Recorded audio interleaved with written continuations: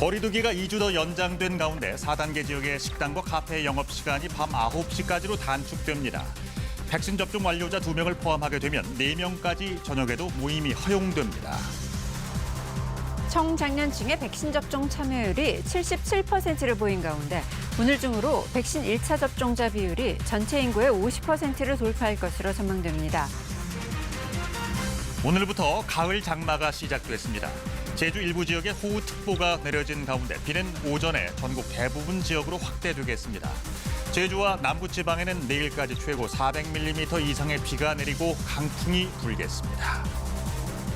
바이든 미국 대통령이 아프간 공항에서 진행하는 대피 작전을 역사상 가장 어려운 작전으로 규정하며 민간인 구출에 최선을 다하겠지만 결과를 장담할 수는 없다고 밝혔습니다.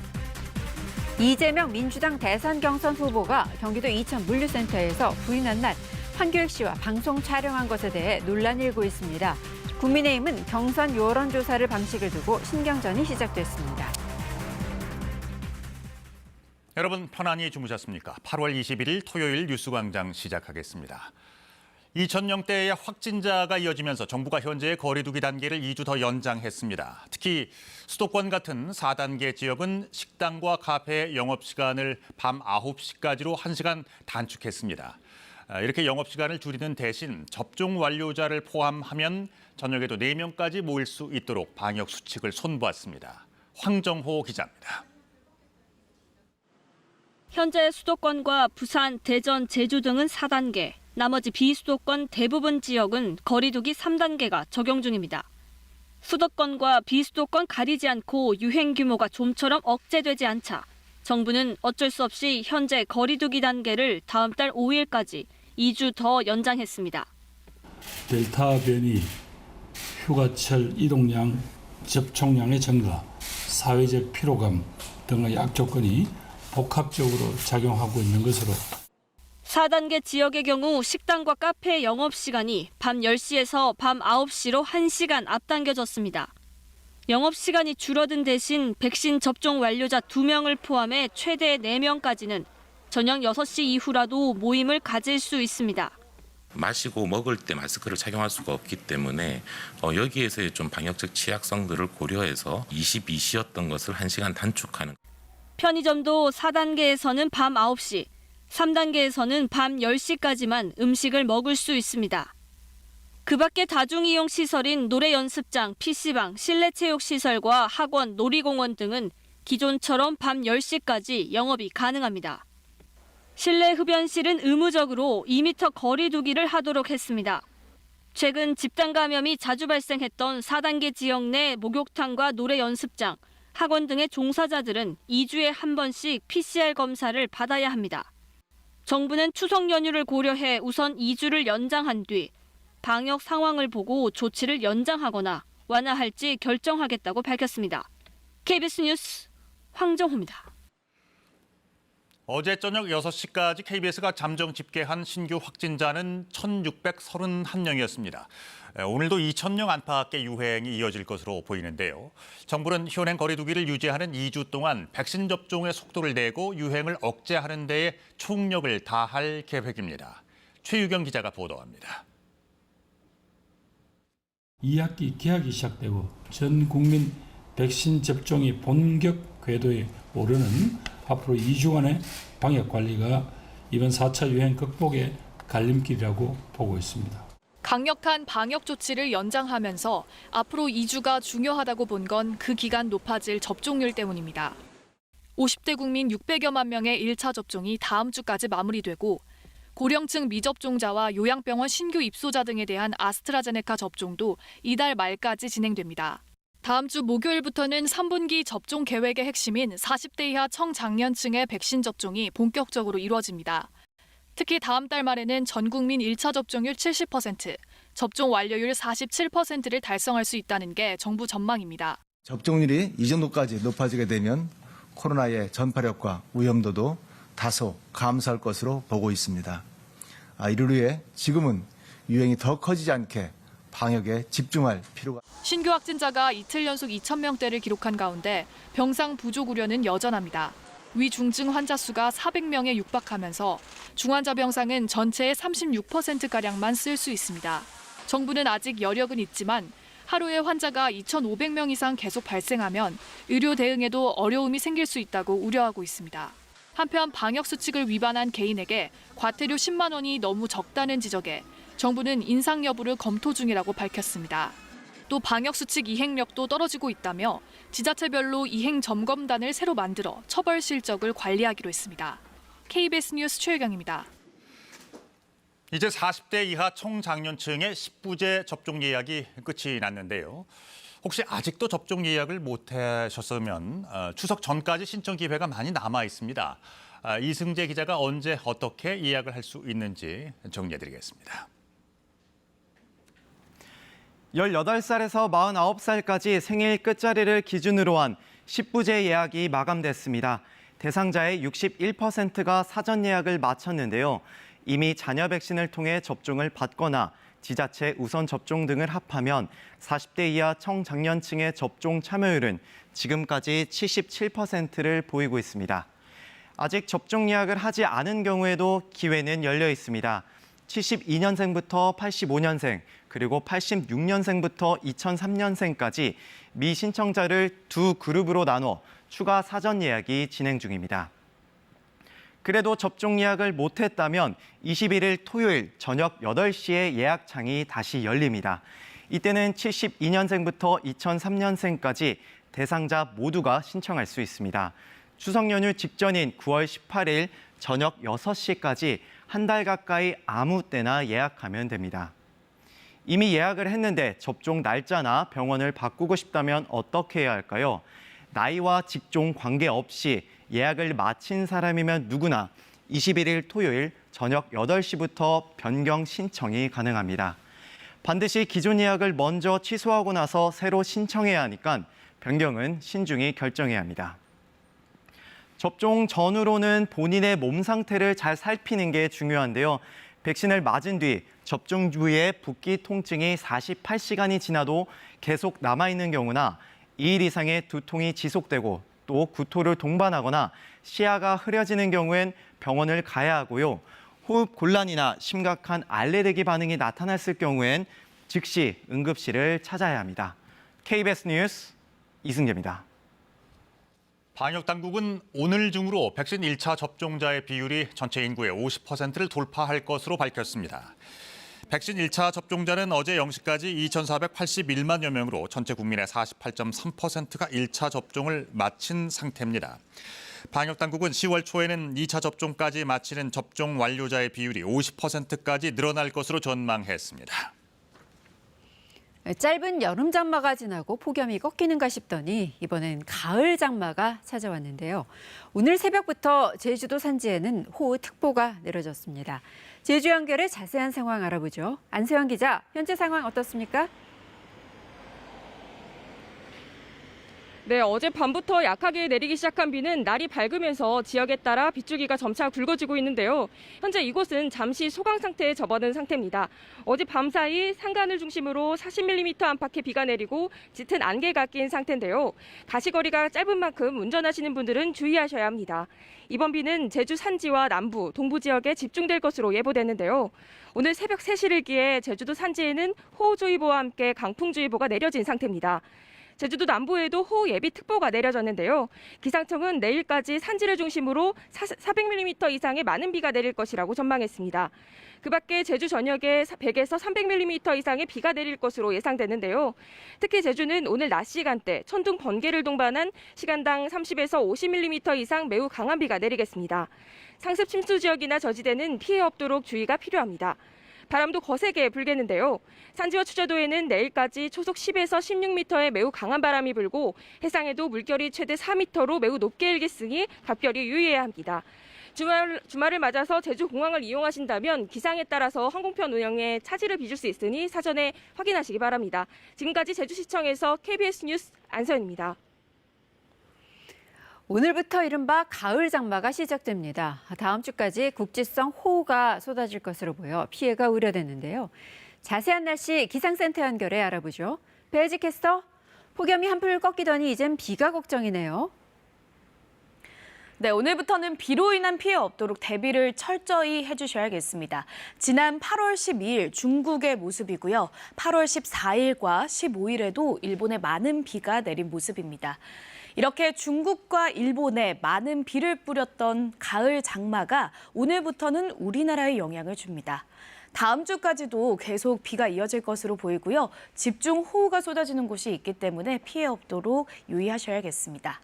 지금 레이더 영상을 살펴보면 제주에는 약한 비가 내리고 있고요. 남해안 지역 그리고 서해안을 중심으로 강한 비가 쏟아지는 곳이 있습니다. 앞으로 오전 중에 비는 전국으로 확대되겠고요. 밤 사이에는 서쪽 지역부터 점차 그치면서 잠시 소강 상태를 보이겠고 내일은 중부와 제주를 중심으로 비가 내리겠습니다. 내일까지 제주 산지에는 400mm가 넘는 많은 비가 내리겠고요. 남해안에도 200mm 이상, 그 밖에 전국에도 30에서 120mm가 넘는 많은 비가 내리겠습니다. 바람까지 거세게 불겠습니다. 해안 지역을 중심으로는 순간 최대 풍속 초속 20m가 넘는 강풍이 불겠습니다.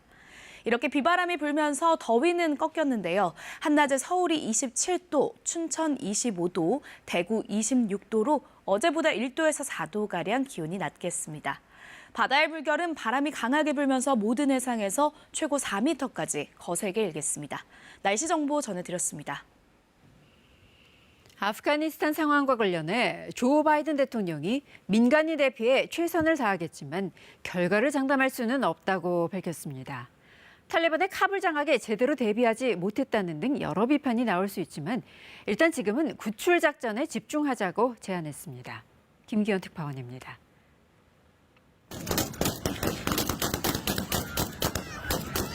아프가니스탄 수도 카불 공항 입구에서 갑자기 총소리가 들리고 사람들이 사방으로 흩어집니다.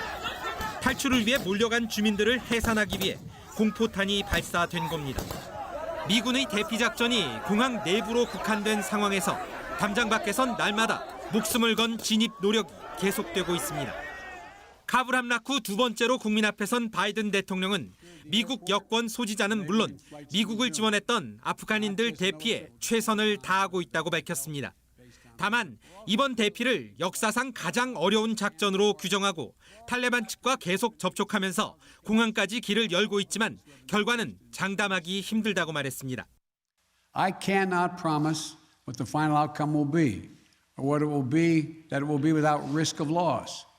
But as Commander-in-Chief, I can assure you that I will mobilize every resource necessary. 카불 조기 함락을 예상하는 외교당국 보고를 받지 않았느냐는 질문에는 여러 관측이 있었지만 대통령인 자신이 결정한 문제라며 북대서양 조약기구 나토를 비롯한 동맹들도 모두 동의했다고 답했습니다.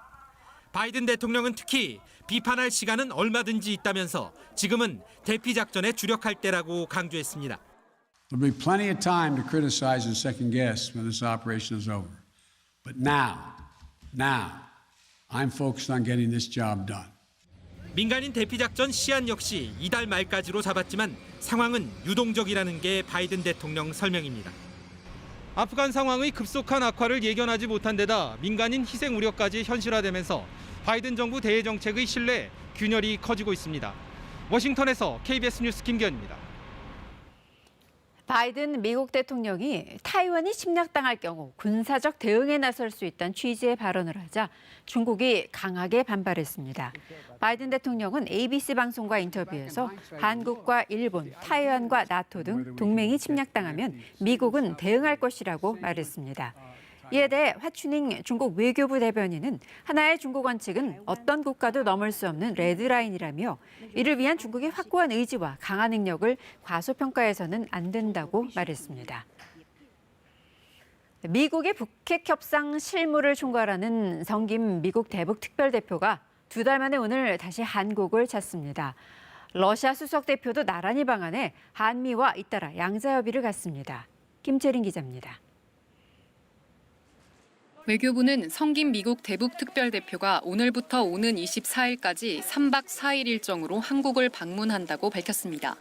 지난 6월 이후 2달여 만입니다.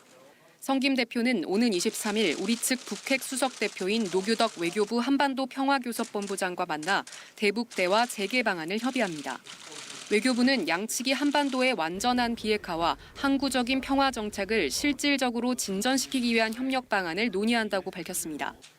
이번 협의에서 양측은 최근 북한 정세에 대한 의견 교환과 함께 이달 초 미국에서의 국장급 협의 당시 논의된 인도주의적 대북 지원 방안도 논의할 것으로 전망됩니다. 앞서 지난 6월 방한 당시 성김 대표의 조건 없는 대화 제안에 북한은 미국과의 무의미한 접촉은 생각하지 않는다며 대화 거부 의사를 밝힌 바 있습니다. 특히 북한은 한미 연합훈련에 반발해 1년여 만에 복원된 남북 통신선을 차단하고 주한미군 철수 주장까지 내놓은 상태입니다.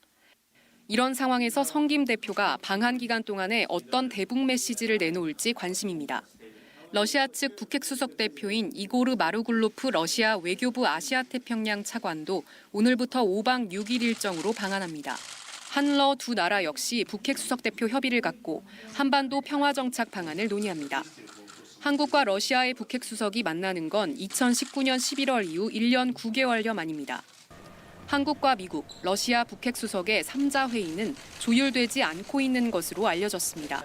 KBS 뉴스 김채린입니다. 정치권 소식입니다. 민주당에서는 황교익 씨의 경기관광공사 사장 후보 자진 사퇴로 보훈 인사 논란과 거센 공방이 일단은 봉합될 것으로 보이는데요.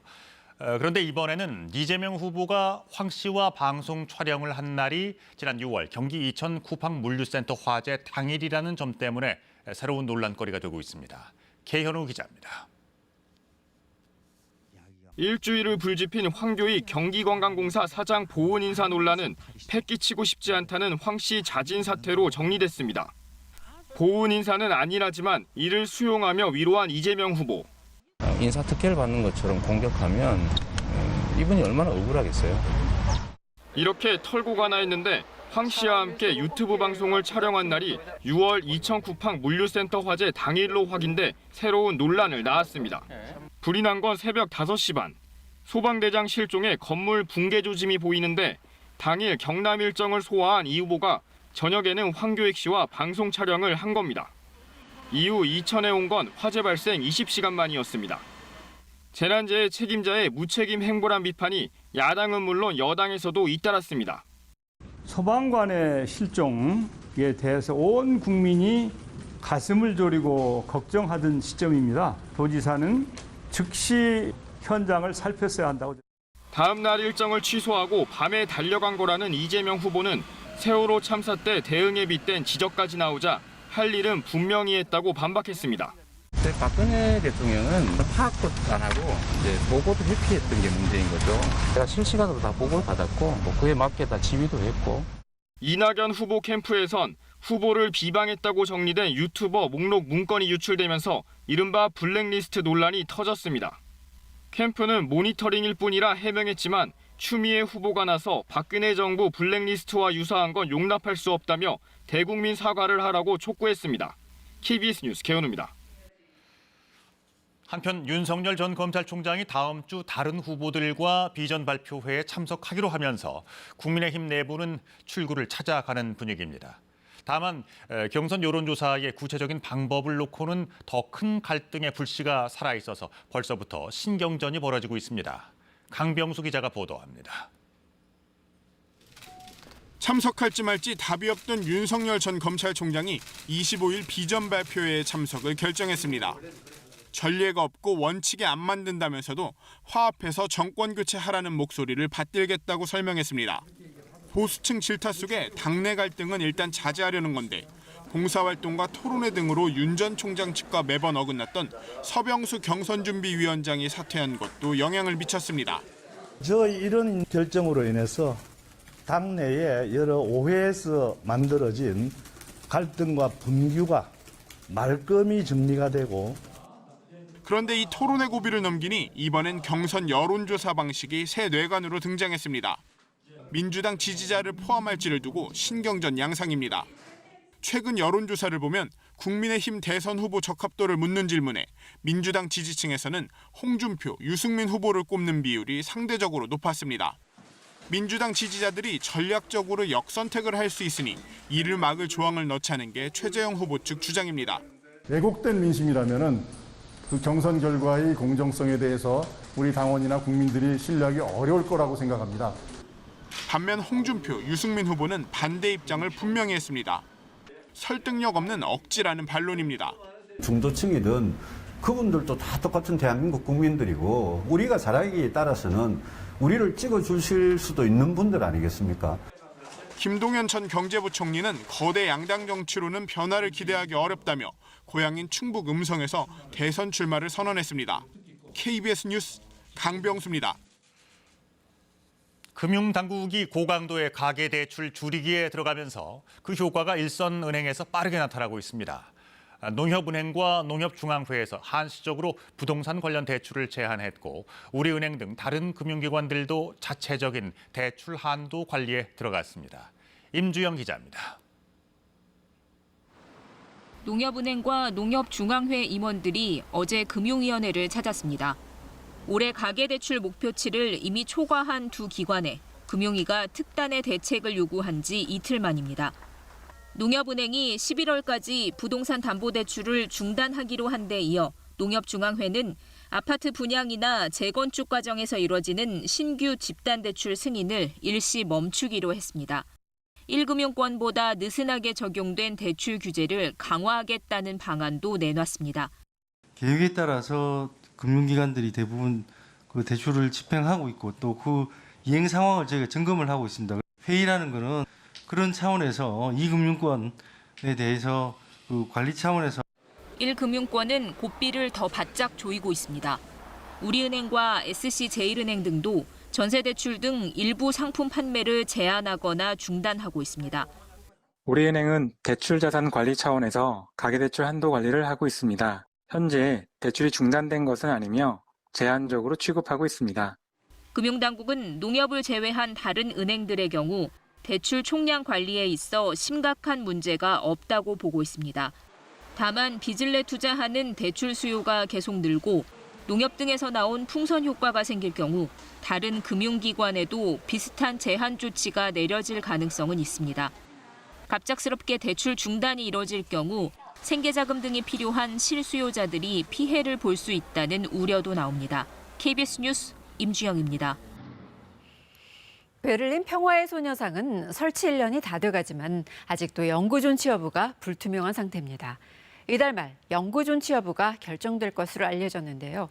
한국에서 어린 학생들과 시민들이 쓴 4천여 통의 감사 편지가 베를린 미테구 의회에 전달됐습니다. 베를린에서 김기수 특파원입니다. 빼곡히 써내려간 편지. 외로운 평화의 소녀상에 손을 내밀어준 독일. 그림으로, 글로 우리에게 특별한 존재 소녀상을 지켜줘서 감사하다는 말을 잊지 않습니다. 지난해 말 철거 위기에 처한 소녀상. 이를 막은 베를린 미테구 의회에 서울 성북구 어린 학생들과 시민들이 보낸 감사 편지입니다. 여러 개 상자 가득 4천여 통의 손편지와 이를 엮어 만든 책. 코로나 사태 때문에 8개월 만에 미테구 의회에 전달됐습니다. Gräueltaten in der Naziregime und während der Kriegsauseinandersetzungen, die ja auch Japan verwickelt war, darzustellen und dort eine Möglichkeit zu finden, darauf hinzuweisen. 베를린 소녀상은 아직도 불안합니다. 미테구 의회는 영구 설치 결의문을 채택했지만 권한을 가진 미테구의 결론은 아직입니다. 베를린에서 모든 시민들이 소녀상을 굉장히 사랑하고 아끼고 지지하고 있기 때문에 아마도 미테구청에서 소녀상을 영구 존치하는 쪽으로 추진할 것이라고 생각됩니다. 설치 기한은 9월 말. 미테구청 측의 논의가 사실상 마무리된 가운데 평화의 소녀상의 영구 존치 여부는 이르면 이달 말 결정될 것으로 보입니다. 베를린에서 KBS 뉴스 김기수입니다. 자치경찰 제도가 전면 시행된 지 2달이 다 돼갑니다. 중앙집권적인 경찰권을 분산하고 지역 주민들에게 맞춤형 치안 서비스를 제공하겠다는 목표로 시행된 제도죠. 그런데 빅데이터 시스템으로 범죄 예측을 해보니 지역의 치안 수요를 자치경찰 인력이 따라가지 못하고 있는 것으로 나타났습니다. 이지은 기자입니다. 경찰서 신설이 추진되고 있는 인천 송도 신도시입니다. 5년 동안 인구가 5만 2천 명이 늘어 치안 수요가 급증했습니다. 인구가 굉장히 빠르게 늘고 있고 그 송도 내에 국제기구가 한 8개 정도 자리를 하고 있습니다. 치안 특성이 좀 다른 지역과 좀 다른 특성이 있기 때문에 3년째 경찰서 신설을 추진해왔지만 올해도 행정안전부 심의에서 또 탈락했습니다. 향후 송도 국제도시 개발이 완료되면 인구가 26만 5천여 명까지 늘어 치안 수요는 더 증가할 것으로 예상됩니다. 이처럼 지역 곳곳의 치안 수요가 급증하는데도 서울 중심의 경찰 인력 구조는 그대로입니다. 경찰청이 도입한 범죄 위험도 예측 시스템을 살펴봤습니다. 112 신고 건수와 경찰관 수 등 데이터들을 통합해 범죄 위험도를 예측하는데 가장 위험한 1등급 지역이 가장 많은 곳은 경기도입니다. 1등급 지역이 848곳인 서울에 비하면 경기도가 3배 가까이 많은 셈입니다. 그런데 치안을 담당하는 자치경찰 인력은 서울이 경기도보다 더 많습니다. 생활안전, 여성청소년, 교통 업무를 담당하는 경찰 인력 가운데 20%가 서울에 몰려있기 때문입니다. 자치경찰 시대에 있으면서도 불구하고 중앙집권적인 어떤 경찰 아직 틀을 못 벗어났어요. 범죄 위험도를 예측한 거하고 조직과 인력이 배치되는 거하고 좀 엇박자를. 지역 맞춤형 치안 서비스를 확대하려고 해도 올해 경찰청 예산 가운데 자치경찰 사무에 배정된 건 16%에 불과합니다. 객관적인 데이터 분석에 따른 예산과 인력의 분산 정책 이런 것이 필요하다는 거죠. 시도별 그 치안 예산하고 경찰 인력을 제로 베이스에서 재조정할 필요가 있다. KBS 뉴스 이지윤입니다. 성추행 신고 뒤 숨진 해군 부사관이 가해 상사로부터 2차 피해를 받았다고 국방부가 국회에서 밝혔습니다. 여야는 공군에 이어 해군에서 벌어진 군 성폭력에 대해 한 목소리로 질타했습니다. 홍진아 기자가 보도합니다. 지난 5월 해군 A 중사로부터 성추행 피해 사실을 보고받은 주임 상사는 상부 보고 없이 가해자인 B 상사에게 주의를 줬습니다. 이때부터 B 상사는 A 중사를 투명 인간 취급하는 등 무시하는 행위를 지속한 것으로 밝혀졌습니다. A 중사는 사건 70여일이 넘은 이달 기지장과 면담한 뒤 정식 신고를 했고 부대를 옮겼습니다. 하지만 A 중사가 떠난 직후 기지장은 간부들에게 2차 가해 예방 교육을 하며 피해 사실을 추정할 수 있는 부적절한 말을 했다라고 국방부가 국회에 보고했습니다. 2차 가해 의혹을 공식 확인한 겁니다. 질타가 쏟아졌습니다. 2차 가해를 통해서 알려줘서 자기가 승진 대상에서도 누락이 되고 또 앞으로 해군 조직에서 내 꿈을 펼칠 수 없다라는 이러기 때문에 국가적인 타살이라고 하는 거예요. 이 사건과 공군하고 무슨 차이점이 있습니까? 해군 총장으로서 무거운 책임감을 통감하며 매우 죄송하게 생각합니다. 공군 부사관 사건 때도 거론된 성폭력 전담 조직 설치와 함께 장관 책임론도 나왔습니다. 피해 신고 및 보호 심리 지원 이런 것들을 법률 구조를 원스톱으로 지원하는 총괄 기구를 저는 구성할 필요가 있고요. 현장 지휘관들이 전혀 인식이 없었던 겁니다. 이건 누구 책임이죠? 장관이 지시를 했는데 밑에서 항명을 했어요.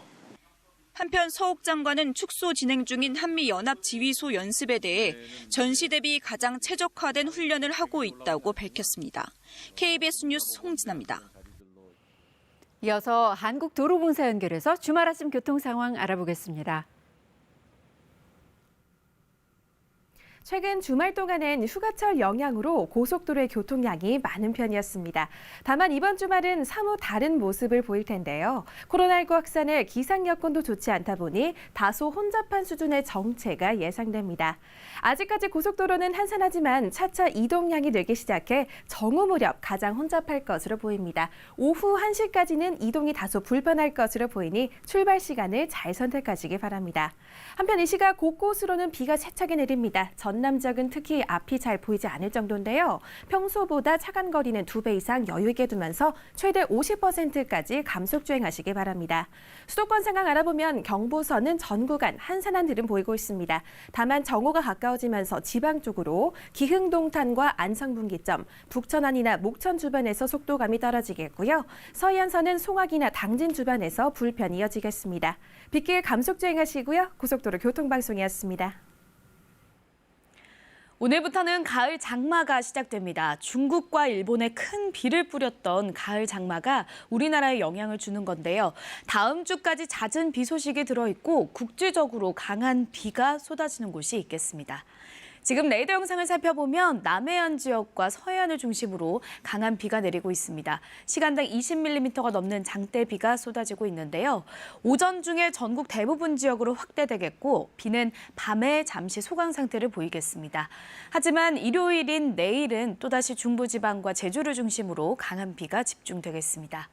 내일까지 제주 산지에는 400mm가 넘는 큰 비가 내리겠고요. 그 밖에 제주에도 최고 300mm, 남해안 지역과 지리산 부근에는 많은 곳은 200mm 이상, 그 밖에 전국에도 30에서 120mm가 넘는 비가 예상됩니다. 바람까지 강하게 불겠습니다. 특히 해안 지역을 중심으로는 순간 최대 풍속, 초속 20m가 넘는 강풍이 불겠습니다.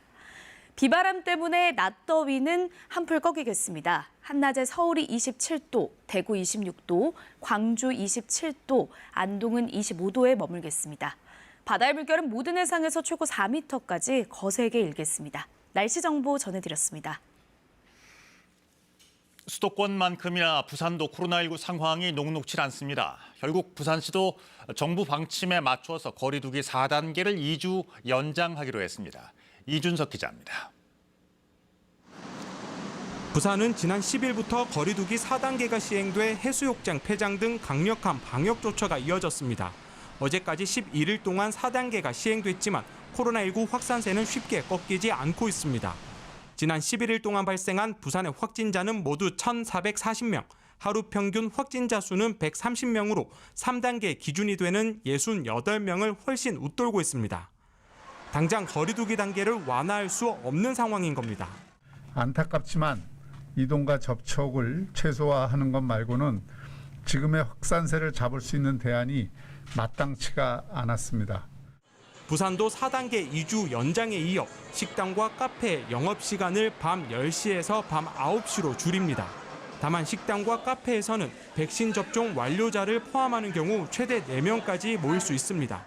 두 분만 하다 보니까 실제 소상공인의 비가 굉장히 크기 때문에 장시간 머물 수 있는 영업시간을 1시간 정도 더 짧게 제한을 하는 대신에 어제 부산의 신규 확진자는 87명, 연일 100명대를 기록하다 나흘 만에 다시 두 자릿수로 떨어졌지만 체육시설과 목욕탕, 학원 등 곳곳에서 연쇄 감염이 이어지고 있습니다. 부산시는 이들 시설 종사자를 대상으로 2주에 한 번씩 의무적으로 코로나19 진단검사를 받게 했습니다. KBS 뉴스 이준석입니다. 다음 주 월요일부터 음식점과 카페 등의 운영시간이 밤 9시까지로 1시간 더 줄면서 자영업자들은 격앙된 반응을 보이고 있습니다. 전현우 기자가 현장의 목소리를 들어봤습니다. 김영심 씨는 마포에서 30년 넘게 고깃집을 하면서 이렇게 힘든 적은 없었다고 합니다. 특히 다음 주부터 영업시간이 밤 9시로 단축되면 타격이 더 커질 거라고 하소연합니다. 마포는 직장인들이 많잖아요. 10시까지는 그래도 힘들었는데 또 9시로 줄인다는 거 말이 안 되잖아요. 2차 손님을 주로 받는 호프집은 아예 장사를 할 수 없는 상황이라고 했습니다. 그나마 8시 반, 9시에 오시는 2차분 손님들도 9시까지면은 아예 이제 장사하지 말라는 거죠. 자영업자들은 지난 겨울 대유행을 막겠다며 영업시간을 밤 9시까지로 제한했을 때 매출이 크게 떨어졌다고 입을 모읍니다. 50% 이상 줄어서 또 그때 상황이 또 올까 봐 언제까지 이렇게 저희가 버틸 수 있을지. 정부가 백신 접종 완료자 2명을 포함해 4명까지는 모임을 허용했지만 허울뿐이라고 비판했습니다. 백신 접종하신 분들도 대부분 연령대가 있으신 분들이기 때문에 그거는 그냥 정부가 저희한테 인심 쓰듯 선심 쓰듯 한 그런 것들이 아닌가. 이렇게 영업시간을 1시간 조정한다고 과연 방역에 도움이 되겠냐고 반문하기도 합니다. 밀집되고 이런 데는 모르겠는데 저희 같은 경우는 전혀 그렇지 않거든요. 디저트 가게의 특성을 고려하면은 별 영향이 없을 것 같아요. 소상공인연합회는 올해 들어서만 14번째 거리두기 연장이라면서 짧고 굵게 끝내자던 정부의 약속이 무색해졌다고 비판했습니다. 정부에 특단의 대책을 내놓으라고 촉구했습니다. 일부 자영업자들은 소상공인만의 희생을 강요하는 방역수칙에 항의한다며 오늘 단체 행동을 예고했습니다. KBS 뉴스 전현우입니다. 인천 생활치료센터에 이어서 충남 아산 생활치료센터에서도 60대 확진자가 숨진 채 발견됐다는 소식 어제 전해드렸는데요. 유가족들은 생활치료센터의 관리 부실을 주장하고 있습니다. 취재 결과 입소자 관리에 문제가 있었던 것으로 드러났습니다. 성용희 기자입니다. 아산 경찰인재개발원 생활치료센터입니다. 지난 18일 오후 1시 반쯤 60대 남성이 병실에서 숨진 채 발견됐습니다. 숨진 남성의 딸이 1시간 전 아버지와 연락이 안 된다며 생활치료센터에 확인을 요청했고 근무자가 경찰과 함께 잠긴 병실 문을 강제로 열고 들어간 뒤에야 숨진 사실을 확인했습니다. 입소 당시 엑스레이 사인은 정상 소견이 있었습니다. 그런데 여러 가지 이렇게 그 이후에 생활치료센터에서 그렇게 상황이 나빠지셔가지고 사망한 케이스가 되겠는데요. 해당 생활치료센터는 오전과 오후 한 번씩 입소자가 직접 입력한 진단 결과를 앱으로 확인하도록 돼 있습니다. 하지만 숨진 남성은 앱을 다루지 못해 그동안 전화통화로 상태를 보고했지만 숨진 당일 오전에는 전화를 하지 않았던 것으로 파악됐습니다. 병실 앞에는 도시락도 2개나 그대로 놓여있던 것으로 알려졌습니다. 입소자의 신상에 문제가 있는 게 아닌지 충분히 의심할 수 있었는데도 확인하지 않은 겁니다. 현재 해당 생활치료센터는 간호사 25명이 3교대로 입소자 520여 명을 관리하고 있습니다. 간호사 1명이 60여 명을 관리하는 셈입니다. 관리를 할 수 있는 수준의 어떤 인력이라고 보기 어렵겠죠. 많이 벌어지지 않은 자체가 지금 어떻게 보면 천마다인 수준인 거죠. 전국 생활치료시설은 84곳, 입소자 관리체계를 재정비해야 한다는 목소리가 커지는 가운데 중앙사고수습본부는 대책 마련에 들어갔습니다. 경증 입소자들이 중증으로 진행할 경우 중환자병실로 이송하는 등 구체적인 대응 방안을 만들 계획입니다. 숨진 남성의 사인을 밝히기 위해 부검을 의뢰한 경찰은 생활치료센터의 관리 감독이 소홀했는지 여부도 조사하고 있습니다. KBS 뉴스 성용입니다. 코로나19 완치 판정을 받은 한 시민이 다니던 병원에 방문하려다 진료를 거절당하는 일이 발생했습니다. 현행 질병청 지침상 완치자들은 차별 없이 의료기관을 이용할 수 있지만 실상은 달랐습니다. 강예슬 기자입니다. 지난 12일 코로나19 완치 판정을 받은 이 시민. 정형외과 외래 진료를 위해 최근 울산의 한 병원을 방문하려 했다가 거절당했습니다. 완치 판정을 받았더라도 감염 확산 위험이 있어서 한 달 뒤부터 병원을 이용할 수 있다는 겁니다. 한 달 지나고 이제 들어오라고 그런 식으로 이야기하더만요. 좀 황당하지. 코로나 완전히 이제 치료 다 받고 노는데도 불구하고도 그러니까 좀 그하지. 격리 해제 확인서도 소용없었습니다. 질병관리청의 격리자 해제 안내문에는 완치자는 추가적인 전파 우려가 없고 격리 해제 확인서가 있으면 의료기관 이용이 가능하다고 적혀 있습니다. 이 시민은 다시 코로나19 진단검사를 받고 음성 확인서도 제출했지만 병원은 한 달 뒤에 방문하라는 말만 되풀이했습니다. 해당 병원은 내부 지침상 한 달 동안 완치자의 병원 출입을 막고 있으며 치료를 원할 경우 선별진료소에서 치료할 수 있다고 안내했기 때문에 진료 거부가 아니라는 입장을 밝혔습니다. 울산시는 해당 병원의 행위가 명백한 질병관리청 지침 위반으로 진료를 거부할 수 없도록 행정명령을 내리고 병원이 이를 어길 경우 고발도 검토하겠다고 밝혔습니다. 또 다른 병원에서 비슷한 진료 거부 사례가 없는지 집중적으로 점검할 예정입니다. KBS 뉴스 강예슬입니다. 지난해 코로나19 탓에 경영이 악화된 일부 기업들이 정리해고에 나섰는데요. 이 가운데 첫 정리해고 사례로 알려진 아시아나 KO에 대해 1심 법원이 부당해고라고 판단했습니다. 이승철 기자가 보도합니다. 여객기 내부를 구석구석 청소하고 여객기의 실을 짐을 분류하는 노동자들. 아시아나 항공의 협력업체 아시아나 KO 직원들입니다. 아시아나 KO는 코로나19 탓에 항공 수요가 급감하자 지난해 5월 노동자 8명을 경영 악화를 이유로 해고했습니다. 이들 중 6명은 부당해고라며 복직을 위한 법적 절차에 나섰습니다.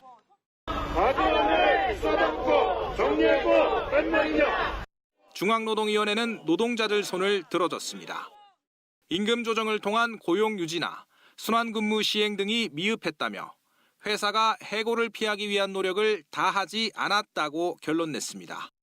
아시아나 KO는 중노위 판정을 취소해달라며 행정소송도 냈지만 1심 법원 역시 같은 판단을 내렸습니다. 경영상 긴박한 필요성은 인정되나 해고 회피 노력 등 다른 정리해고 요건은 갖추지 못했다는 겁니다. 해고 노동자들은 중노위에 이어 법원도 부당해고라고 선언했다며 환영의 뜻을 밝혔습니다. 해고 뒤 정년을 맞은 노동자는 회사에 하루빨리 돌아가는 게 소원이라고 말했습니다. 1심에서 모든 것을 승복하고 우리 해고 노동자들을 원직복직시켜서 현장으로 돌아갈 수 있게끔 했으면 좋겠습니다. 아시아나 KO는 판결문을 받아본 뒤 항소 여부를 검토하겠다고 밝혔습니다. KBS 뉴스 이승철입니다. 아프가니스탄에서 이슬람 무장 조직 탈레반이 재집권한 이후 혼란이 이어지고 있는데요. 국내에도 약 400여 명의 아프가니스탄인들이 체류하고 있는데 무엇보다 고국에 있는 가족들에 대한 걱정이 큽니다. 박찬 기자가 이들을 만나봤습니다. 아프가니스탄인 A씨는 10년 전 사업차 한국에 온 뒤 정착했습니다. 불과 한 달 전 고향으로 휴가를 다녀와 지금 상황이 당혹스럽다고 합니다. 갑자기 이런 일이 생겨가지고 우리도 깜짝 놀라가지고 가족들이랑 계속 연락해가지고 그냥 집에 좀 있으라고 밖에 나오지 말고. 고국에 있는 부모와 누나 등 가족에 대한 걱정이 앞섭니다. 여성 인권을 존중하겠다는 탈레반의 약속이 지켜질지 의문이라고 말합니다. 헤잡 같은 거 쓰고 아니면은 좀 조심스럽게 밖에 나가서 치면은 돌아가요. 그러니까 지금은 괜찮지만 1주, 2주, 3주 지나면 어떻게 되는지 우리도 정확하게 모르니까. 국내에서 모델로 활동 중인 비다 씨 가족은 탈레반이 앞서 집권했던 2000년에 러시아를 거쳐 미국으로 이민을 갔습니다. 가족들이 모두 미국 시민권자여서 고국에 있는 친척들을 영영 못 보는 건 아닌지 걱정입니다. 우리 가족은 미국 여권이잖아요. 사람들이 알면 우리 미국에서 오는 거 알면 되게 위험해요, 우리한테도. 그리고 가족한테도, 저희 사는 가족한테도 힘들어요. 시민단체들은 아프간 현지의 한국기관에서 일했던 사람들이 피해를 볼 수 있다며 보호 대책을 세워달라고 요구했습니다. 한국 기관에서 일했다는 이유로 박해를 받을 위험에 처했습니다. 기관 근무자 가족이 한국 정부로부터 현지 탈출 그리고 이주 지원을 요청하고 있다고 합니다. 국내에 있는 400여 명의 아프가니스탄인들에 대해선 체류 기간을 늘려주고 강제 송환을 중단해야 한다고 촉구했습니다. KBS 뉴스 박찬입니다. 우리나라 상공에 다시 정체 전선이 발달하면서 가을 장마가 시작됐습니다. 오늘 오전에는 전국 대부분 지역으로 비가 확대되겠는데요. 제주와 남해안 등지에는 강한 비가 예상됩니다. 신방실 기상 전문 기자가 보도합니다. 지난달 짧은 여름 장마가 끝나고 이번엔 2차 장마로 불리는 가을 장마가 찾아왔습니다. 서해상에서 다가온 저기압이 한반도 상공에서 정체 전선을 활성화시키며 남부지방부터 비가 시작됐습니다. 오전엔 전국으로 비가 확대되겠습니다. 강한 바람과 함께 시간당 30에서 50mm의 국지성 호우가 될 가능성이 큽니다. 강한 남서풍을 타고 다량의 수증기가 유입되고 지형 효과가 더해지는 제주도와 남해안, 지리산 부근을 중심으로 천둥, 번개를 동반한 매우 강하고 많은 비가 오겠으며 이번 비는 오늘 밤부터 내일 새벽 사이에 대부분 그치겠습니다. 그러나 다음 주에도 저기압이 주기적으로 통과하며 정체 전선을 끌어올려 비가 잦을 것으로 보입니다. 태풍도 변수입니다. 현재 한반도 남쪽에서 태풍 전 단계인 열대 저압부가 북상하고 있습니다. 오늘 12호 태풍으로 발달한 뒤 다음 주 월요일쯤 제주 부근 해상까지 올라와 약해지겠지만 정체 전선에 많은 수증기를 공급할 것으로 분석됩니다. 태풍의 진로와 강도에 따라 아직 불확실성이 존재합니다. 하지만 다음 주 내내 남부지방을 중심으로 많은 비가 예고된 만큼 피해를 막기 위해선 철저한 대비가 무엇보다 중요합니다. KBS 뉴스 신방실입니다. 우리가 흔히 복비라고 부르는 부동산 중개 수수료 개편안이 확정 발표됐습니다. 아파트의 시세에 따라서 조금씩 요율이 다릅니다만은 10억 원짜리를 매매하게 될 경우 수수료가 절반 가까이 줄게 됩니다. 한데 소비자와 공인중개사가 모두 개편안에 만족하지 못하고 있습니다. 먼저 변진석 기자가 취재했습니다. 정부가 내놓은 중개수수료 개편안의 핵심은 6억 원 이상 매매 거래에서 상한율을 낮추는 겁니다. 6에서 9억 원 사이는 0.4%, 9에서 12억 원 사이는 0.5%, 12에서 15억 원 사이는 0.6%, 15억 원 이상은 0.7%로 각각 내려갑니다. 이렇게 되면 10억 원 아파트 매매 거래 수수료는 900만 원에서 500만 원, 6억 원의 경우 300만 원에서 240만 원으로 떨어진다는 계산이 나옵니다. 임대차 계약 수수료의 경우 3억 원 이상 거래부터 상한율이 내려갑니다. 3에서 6억 원 사이는 0.3%, 6에서 12억 원 사이는 0.4%, 12에서 15억 원 사이는 0.5%, 15억 원 이상은 0.6%로 정해졌습니다. 진통 끝에 개편안이 확정됐지만 반응은 신통치 않습니다. 먼저 소비자단체는 지금의 상한율보다는 건당 0.3% 정도의 정액요율을 적용해야 한다고 주장합니다. 지금 상한선은 거의 그 요율에 받으라는 것과 똑같은 말이기 때문에 사실 정액 요율로 적용한 사례들이 있습니다. 공인중개사협회 역시 반발하고 있습니다. 임대차 거래가 많은 6에서 9억 원 사이의 요율을 절반으로 낮추면 생계가 위협받는다는 겁니다. 집값 급등 비난의 화살을 공인중개사의 희생으로 무마하려 해서는 결코 안 될 것이다. 정부는 공인중개사법 시행규칙을 고쳐 이르면 10월부터 새로운 수수료율을 적용하기로 했습니다. KBS 뉴스 변진석입니다. 최근 들어서 매물 정보를 온라인으로 공유하고 수수료는 반값만 받는 업체들이 나오고 있습니다. 소비자들은 거래 비용을 아낄 수 있으니까 당연히 환영하는 입장인데요. 반값 중개에 나선 중개사들도 나름 속사정이 있었습니다. 계속해서 고아름 기자가 취재했습니다. 올해 초 오피스텔을 팔고 새 집을 산 고은양 씨.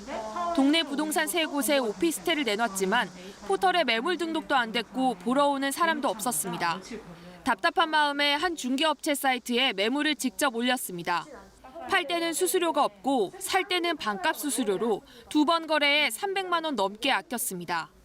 중개사분들 평점도 있어서 제가 선택할 수가 있어요. 속는 셈 치고 한번 해보자 하고서 팔은 거죠. 근데 수수료가 무료니까. 최근 하나둘씩 생겨나고 있는 반값 중개 사이트들. 2년 전 서비스를 시작한 이 업체엔 1,000명 넘는 중개사가 가입했습니다. 대부분 지역 부동산 친목회에 들어가지 못한 신입 중개사들입니다. 회원들끼리만 매물을 공유하는 경우가 많은 데다 수천만 원의 권리금을 주고 기존 부동산을 물려받아야 들어갈 수 있어 새 길을 택했습니다. 내부 규율을 만듭니다. 그중에 하나가 중개 수수료 상한선, 하한선을 자기네들끼리 만들어요. 이제 하한율을 0.7% 정도까지 딱 해놔서 0.7% 이하로는 깎아주면 안 된다 정해놓고. 공인중개사협회는 이런 반값 수수료 업체들이 불공정 영업을 하고 있다며 고발 조치 등을 통해 대응하고 있습니다.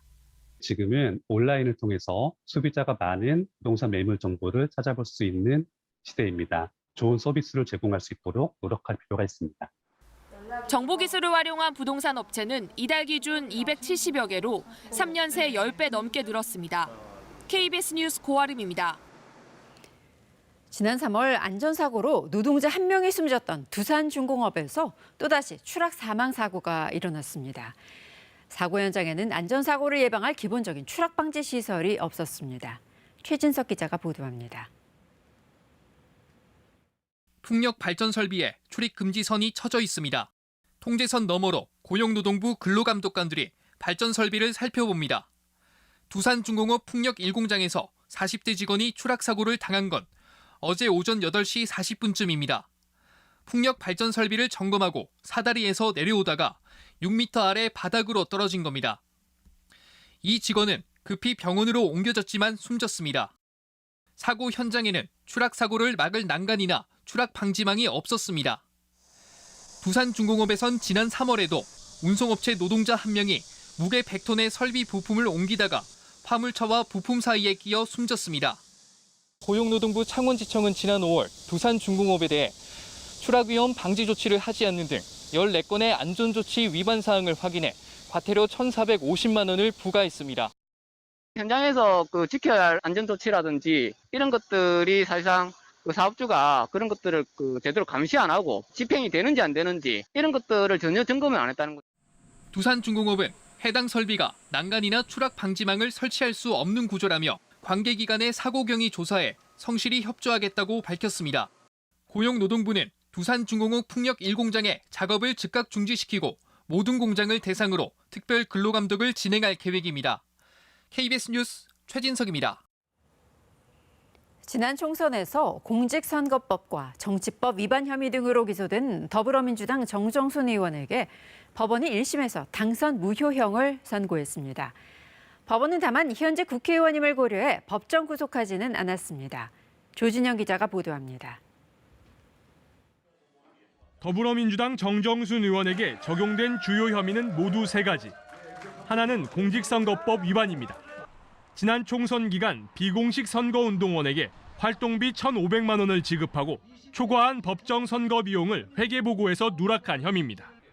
다른 하나는 정치자금법 위반입니다. 회계 책임자에게서 선거자금 명목으로 현금 2천만 원을 받아 사용하고 차량 임차비 780만 원을 선거운동원에 대납시킨 혐의를 받고 있습니다. 이와 함께 자원봉사센터에 등록된 유권자 3만여 명의 명단을 불법 취득해 당내 경선에서 활용한 혐의도 받고 있습니다. 법원은 검찰의 공소 사실을 받아들여 정 의원에게 징역 2년에 추징금 3,030만 원을 선고했습니다. 재판부는 판결문에서 검찰의 출석 요구에 불응하고 민주주의의 근간이 되는 선거제도를 심각하게 훼손했다고 밝혔습니다. 특히 정 의원이 고발인의 고발을 무마하려 하는 등 죄질이 나빠 엄벌할 필요성이 크다고 강조했습니다. 정 의원은 선고 직후 아무 말 없이 법원을 떠났습니다. 판결에 대해서 따로 말씀은 안 하시죠? 네, 없습니다. 공직선거법상 본인은 벌금 100만 원, 회계 책임자는 벌금 300만 원 이상의 형이 확정되면 당선 무효가 됩니다. 정 의원의 항소 여부와 무관하게 의원직을 잃게 될 수도 있습니다. 정 의원의 비위를 내부 고발한 회계 책임자에게도 당선 무효형에 해당하는 벌금 1,000만 원이 선고됐기 때문입니다.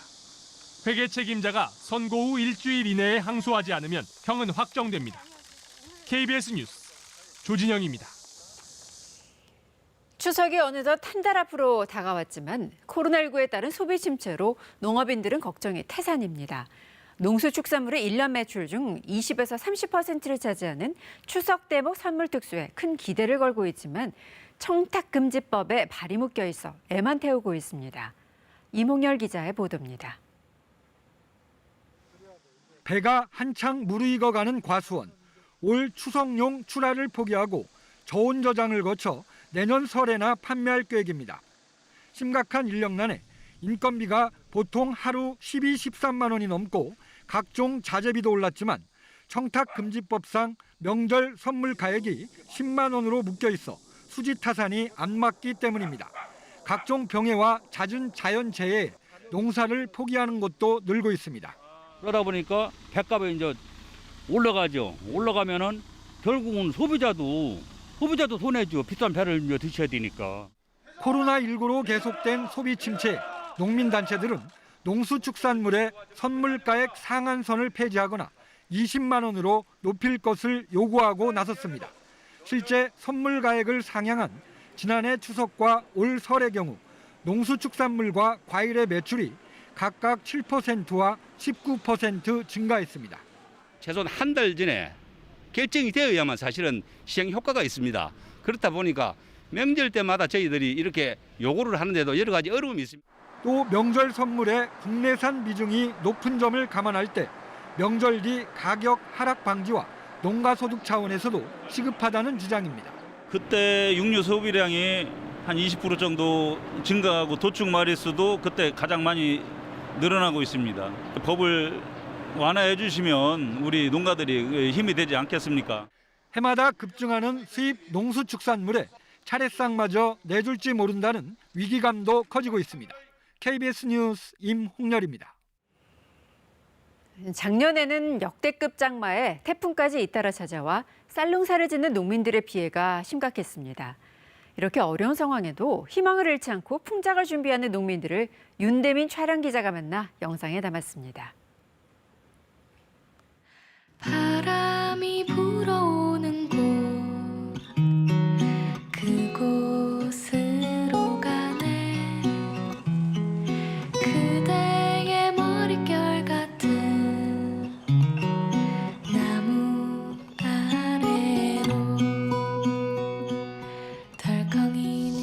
나는 쌀 농사만 졌어. 16세서부터 여석지 하는 게 한 60년 이상 됐어요.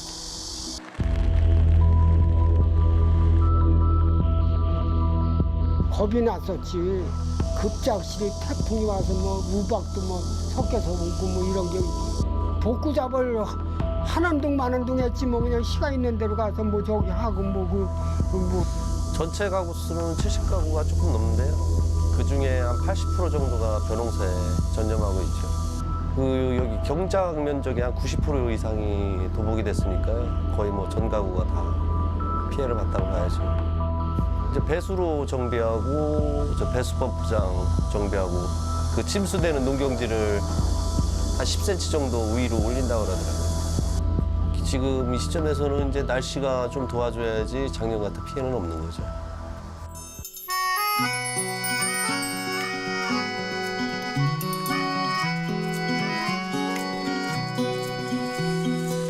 희망이라고 하면은 우리네가 지금 농사 지면서 저 매로상이 있어서 관에 의뢰하면은 뭐요 철두철미하게 들어줬으면 하는 생각.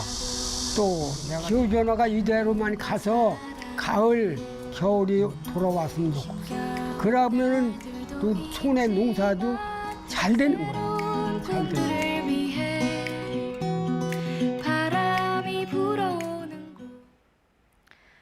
네, 큰 농작물 피해가 없도록 대비를 잘 해주셔야겠습니다. 중국과 일본에 큰 비를 뿌렸던 장마가 이제 우리나라에 영향을 줄 것으로 보이는데요. 토요일과 일요일 제주와 남해안을 중심으로 많은 비가 내릴 것으로 예상되고요. 다음 주 내내 잦은 비 소식이 들어 있습니다. 지금 남해안 지역과 또 서해안 지역을 중심으로 많은 비가 내리고 있습니다. 시간당 20mm 안팎의 거센 비가 쏟아지는 곳이 있는데요. 점차 이 비는 전국으로 확대되겠고 밤사이 서쪽 지역부터 점차 소강 상태를 보이겠고요. 내일은 중부지방과 제주를 중심으로 비가 내리겠습니다. 내일까지 제주 산지에는 400mm가 넘는 비가 내리겠고요. 그리고 그 밖에 제주에도 최고 300mm, 남해안과 지리산 부근에는 200mm가 넘는 비가 예보되어 있습니다. 그 밖에 전국에도 30에서 120mm가 넘는 비가 내리는 곳이 있겠습니다. 바람까지 거세게 불겠습니다. 강한 남서풍이 불어들면서 해안 지역을 중심으로는 순간 최대 풍속, 초속 20m가 넘는 강풍이 불겠습니다. 이렇게 비바람이 불면서 더위는 한풀 꺾였습니다. 오늘 서울의 낮 기온 27도, 대구 26도, 광주 27도로 어제보다 1도에서 4도가량 낮겠습니다. 바다의 물결은 모든 해상에서 최고 4m까지 거세게 일겠습니다. 날씨 정보 전해드렸습니다. 거리두기가 2주 더 연장된 가운데 4단계 지역의 식당과 카페 영업시간이 밤 9시까지로 단축됩니다. 백신 접종 완료자 2명을 포함할 경우 4명까지 저녁에도 모임이 허용됩니다. 오늘도 2,000명 안팎의 신규 확진자가 나올 것으로 예상됩니다. 청장년층의 백신 접종 참여율이 77%를 보인 가운데 오늘 중으로 백신 1차 접종자 비율이 전체 인구의 50%를 돌파할 것으로 전망됩니다. 오늘부터 가을 장마가 시작됐습니다. 제주 일부 지역에 호우특보가 내려진 가운데 비는 오전에 전국 대부분 지역으로 확대되겠습니다. 제주와 남부지방에는 내일까지 최고 400mm 이상의 비가 내리고 강풍이 불겠습니다. 바이든 미국 대통령이 아프간 공항에서 진행하는 대피 작전을 역사상 가장 어려운 작전으로 규정하며 민간인 구출에 최선을 다하겠지만 결과를 장담할 수는 없다고 밝혔습니다. 이재명 민주당 대선 경선 후보가 경기도 이천 물류센터에서 불이 난 날 황교익 씨와 방송 촬영한 것에 대해 논란이 일고 있습니다. 국민의힘은 경선 여론조사 방식을 두고 신경전이 시작됐습니다. 2,000명대의 확진자가 이어지면서 정부가 현재 거리두기 단계를 2주 더 연장했습니다. 특히 수도권 같은 4단계 지역은 식당과 카페의 영업시간을 밤 9시까지로 1시간 단축했습니다. 영업시간을 이렇게 줄이는 대신에 접종 완료자를 포함하면 저녁에도 4명까지 모일 수 있도록 방역수칙을 손보았습니다. 황정호 기자입니다. 현재 수도권과 부산, 대전, 제주 등은 4단계, 나머지 비수도권 대부분 지역은 거리두기 3단계가 적용 중입니다. 수도권과 비수도권 가리지 않고 유행 규모가 좀처럼 억제되지 않자 정부는 어쩔 수 없이 현재 거리두기 단계를 다음 달 5일까지 2주 더 연장했습니다. 델타 변이, 휴가철 이동량, 접촉량의 증가, 사회적 피로감 등의 악조건이 복합적으로 작용하고 있는 것으로 4단계 지역의 경우 식당과 카페 영업시간이 밤 10시에서 밤 9시로 1시간 앞당겨졌습니다. 영업시간이 줄어든 대신 백신 접종 완료자 2명을 포함해 최대 4명까지는 저녁 6시 이후라도 모임을 가질 수 있습니다. 마시고 먹을 때 마스크를 착용할 수가 없기 때문에 여기에서의 좀 방역적 취약성들을 고려해서 22시였던 것을 1시간 단축하는. 편의점도 4단계에서는 밤 9시, 3단계에서는 밤 10시까지만 음식을 먹을 수 있습니다. 그 밖에 다중이용 시설인 노래 연습장, PC방, 실내 체육시설과 학원, 놀이공원 등은 기존처럼 밤 10시까지 영업이 가능합니다. 실내 흡연실은 의무적으로 2m 거리 두기를 하도록 했습니다. 최근 집단 감염이 자주 발생했던 4단계 지역 내 목욕탕과 노래 연습장, 학원 등의 종사자들은 2주에 한 번씩 PCR 검사를 받아야 합니다. 정부는 추석 연휴를 고려해 우선 2주를 연장한 뒤 방역 상황을 보고 조치를 연장하거나 완화할지 결정하겠다고 밝혔습니다. KBS 뉴스 황정호입니다. 어제 저녁 6시까지 KBS가 잠정 집계한 신규 확진자는 1,631명입니다. 오늘도 2,000명 안팎의 유행이 이어질 것으로 보이는데요. 정부는 현행 거리두기를 유지하는 2주 동안 백신 접종의 속도를 내고 유행을 억제하는 데에 총력을 다할 계획입니다. 최유경 기자입니다. 2학기 개학이 시작되고 전 국민 백신 접종이 본격 궤도에 오르는 앞으로 2주간의 방역 관리가 이번 4차 유행 극복의 갈림길이라고 보고 있습니다. 강력한 방역 조치를 연장하면서 앞으로 2주가 중요하다고 본 건 그 기간 높아질 접종률 때문입니다. 50대 국민 600여만 명의 1차 접종이 다음 주까지 마무리되고 고령층 미접종자와 요양병원 신규 입소자 등에 대한 아스트라제네카 접종도 이달 말까지 진행됩니다. 다음 주 목요일부터는 3분기 접종 계획의 핵심인 40대 이하 청장년층의 백신 접종이 본격적으로 이루어집니다. 특히 다음 달 말에는 전 국민 1차 접종률 70%, 접종 완료율 47%를 달성할 수 있다는 게 정부 전망입니다. 접종률이 이 정도까지 높아지게 되면 코로나의 전파력과 위험도도 다소 감소할 것으로 보고 있습니다. 이를 위해 지금은 유행이 더 커지지 않게 방역에 집중할 필요가. 신규 확진자가 이틀 연속 2,000명대를 기록한 가운데 병상 부족 우려는 여전합니다. 위중증 환자 수가 400명에 육박하면서 중환자 병상은 전체의 36%가량만 쓸 수 있습니다. 정부는 아직 여력은 있지만 하루에 환자가 2,500명 이상 계속 발생하면 의료 대응에도 어려움이 생길 수 있다고 우려하고 있습니다. 한편 방역 수칙을 위반한 개인에게 과태료 10만 원이 너무 적다는 지적에 정부는 인상 여부를 검토 중이라고 밝혔습니다. 또 방역 수칙 이행력도 떨어지고 있다며 지자체별로 이행 점검단을 새로 만들어 처벌 실적을 관리하기로 했습니다. KBS 뉴스 최유경입니다. 이제 40대 이하 청장년층의 10부제 접종 예약이 끝났는데요. 하지만 아직도 접종 예약을 못했다면 추석 전까지 신청 기회가 충분히 남아 있습니다. 이승재 기자가 언제 어떻게 예약을 할 수 있는지 정리해드립니다. 18살에서 49살까지 생일 끝자리를 기준으로 한 10부제 예약이 마감됐습니다. 대상자의 61%가 사전 예약을 마쳤는데요. 이미 자녀 백신을 통해 접종을 받거나 지자체 우선 접종 등을 합하면 40대 이하 청장년층의 접종 참여율은 지금까지 77%를 보이고 있습니다. 아직 접종 예약을 하지 않은 경우에도 기회는 열려 있습니다. 72년생부터 85년생, 그리고 86년생부터 2003년생까지 미신청자를 두 그룹으로 나눠 추가 사전 예약이 진행 중입니다. 그래도 접종 예약을 못했다면 21일 토요일 저녁 8시에 예약창이 다시 열립니다.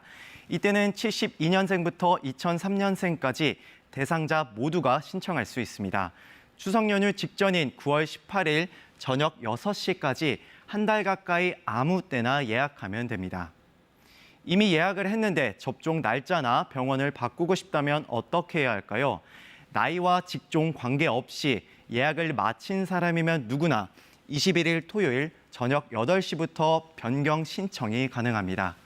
반드시 기존 예약을 먼저 취소하고 나서 새로 신청해야 하니까 변경은 신중히 결정해야 합니다. 접종 전후로는 본인의 몸 상태를 잘 살피는 게 중요한데요. 백신을 맞은 뒤 접종 부위에 붓기 통증이 48시간이 지나도 계속 남아있는 경우나 2일 이상의 두통이 지속되고 또 구토를 동반하거나 시야가 흐려지는 경우엔 병원을 가야 하고요. 호흡 곤란이나 심각한 알레르기 반응이 나타났을 경우엔 즉시 응급실을 찾아야 합니다. KBS 뉴스 이승재입니다. 방역당국은 오늘 중으로 백신 1차 접종자 비율이 전체 인구의 50%를 돌파할 것으로 밝혔습니다. 백신 1차 접종자는 어제 0시까지 2,481만여 명으로 전체 국민의 48.3%가 1차 접종을 마친 상태입니다. 방역당국은 10월 초에는 2차 접종까지 마치는 접종자의 비율이 접종 완료자의 비율이 50%까지 늘어날 것으로 전망했습니다. 짧은 여름 장마가 지나고 이번엔 가을 장마가 시작됐습니다. 제주에서는 새벽부터 산지에 호우특보가 내려졌다고 하는데요. 자세한 제주 상황 알아보죠.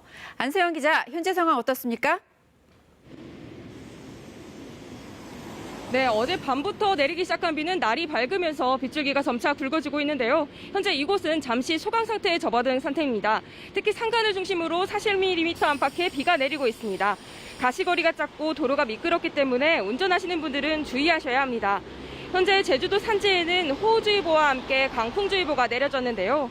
특히 오전 8시를 기해 제주 서부를 제외한 제주 전역에 호우특보가 내려지겠다고 기상청은 밝혔습니다. 기상청은 또 내일까지 산지를 중심으로 400mm 이상 많은 비가 내릴 것이라고 전망했는데요. 그 밖에 제주 전역에 100에서 300mm의 비가 내릴 것으로 예상했습니다. 제주는 오늘 낮 시간대 천둥 번개를 동반한 시간당 30에서 50mm 이상 매우 강한 비가 내리겠는데요. 상습 침수 지역이나 저지대는 피해 없도록 주의가 필요합니다. 바람도 거세게 불겠는데요.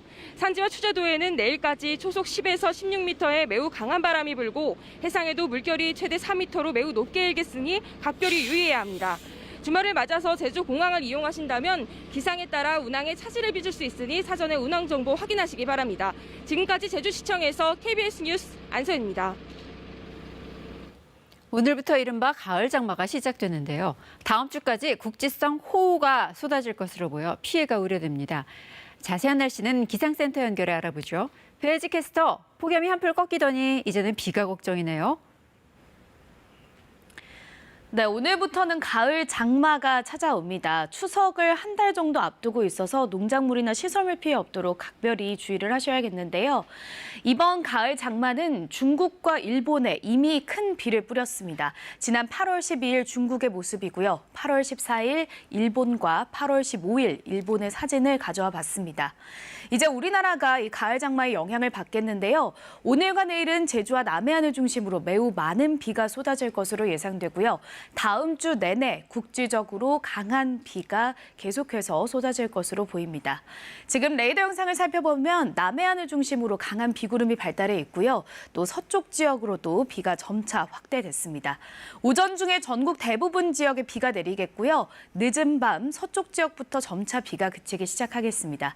이렇게 잠시 비가 그쳤다가 내일은 또다시 중부와 제주를 중심으로 비가 내리겠습니다.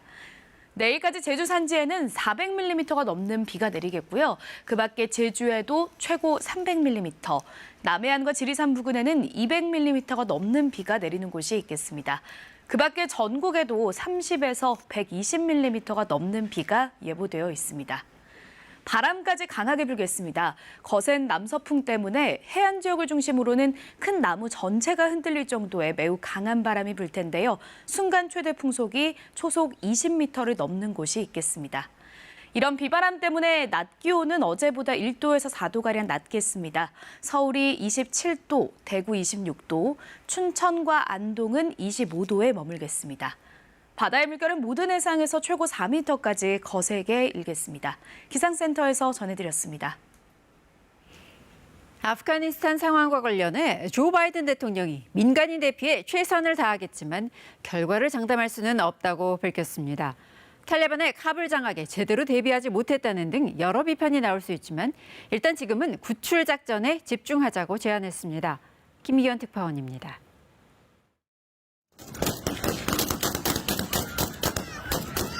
아프가니스탄 수도 카불 공항 입구에서 갑자기 총소리가 들리고 사람들이 사방으로 흩어집니다.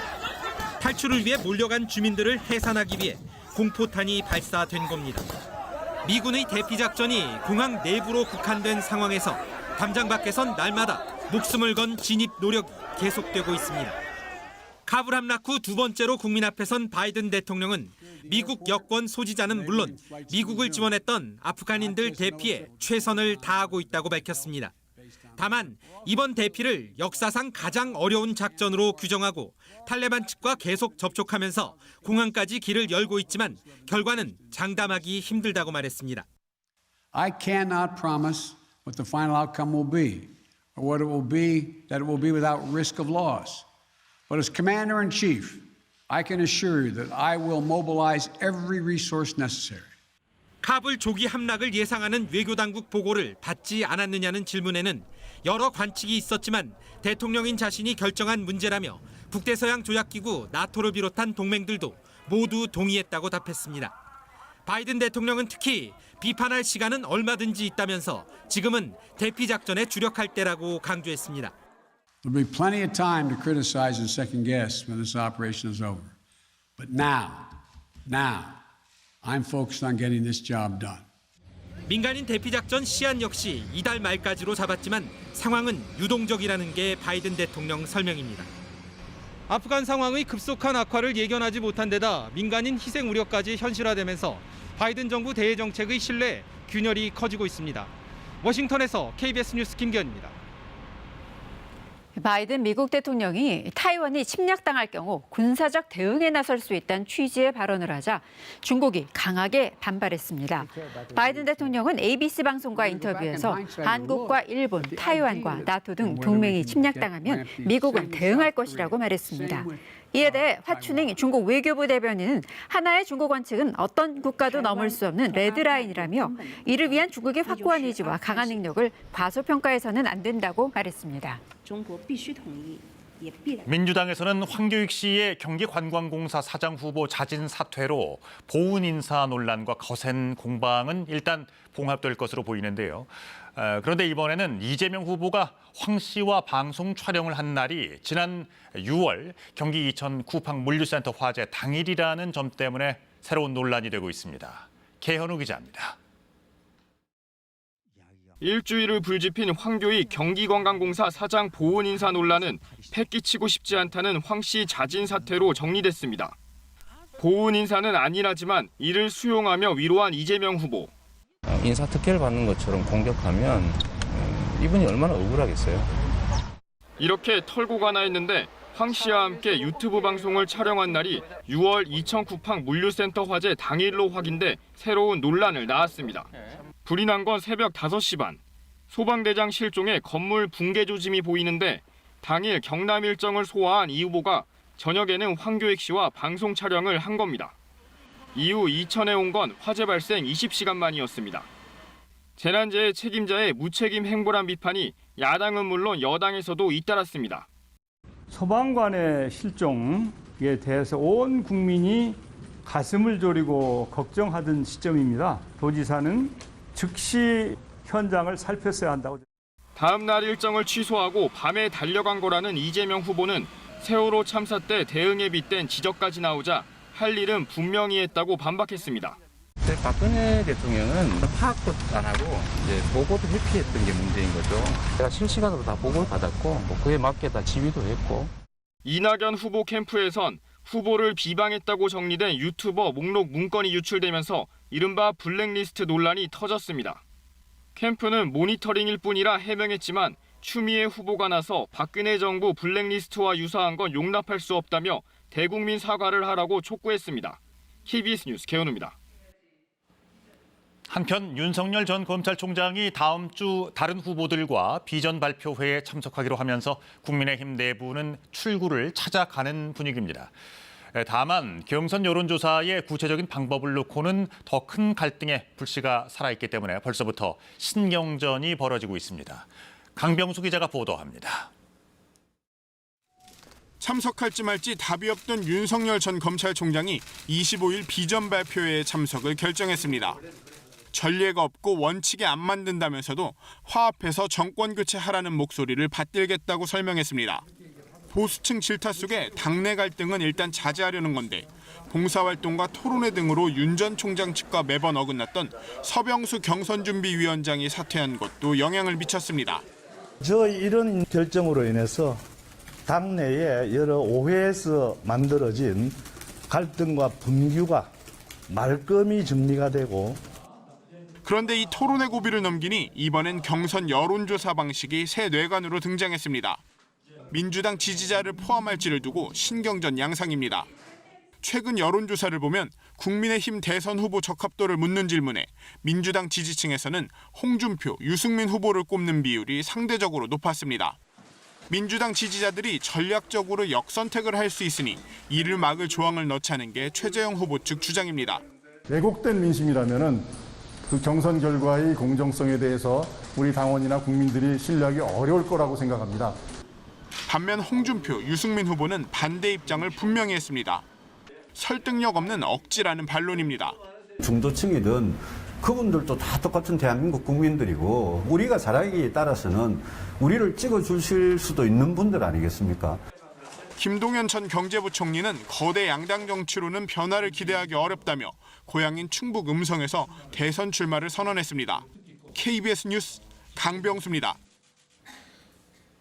금융당국이 고강도의 가계대출 조이기에 들어가면서 그 효과가 일선은행에서 빠르게 나타나고 있습니다. 농협은행과 농협중앙회에서 한시적으로 부동산 관련 대출을 제한했고 우리은행 등 다른 금융기관들도 자체적인 대출 한도 관리에 들어갔습니다. 임주영 기자입니다. 농협은행과 농협중앙회 임원들이 어제 금융위원회를 찾았습니다.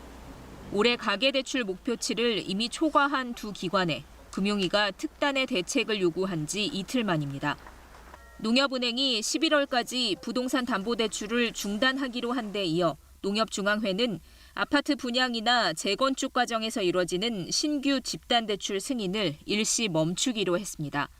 1금융권보다 느슨하게 적용된 대출 규제를 강화하겠다는 방안도 내놨습니다.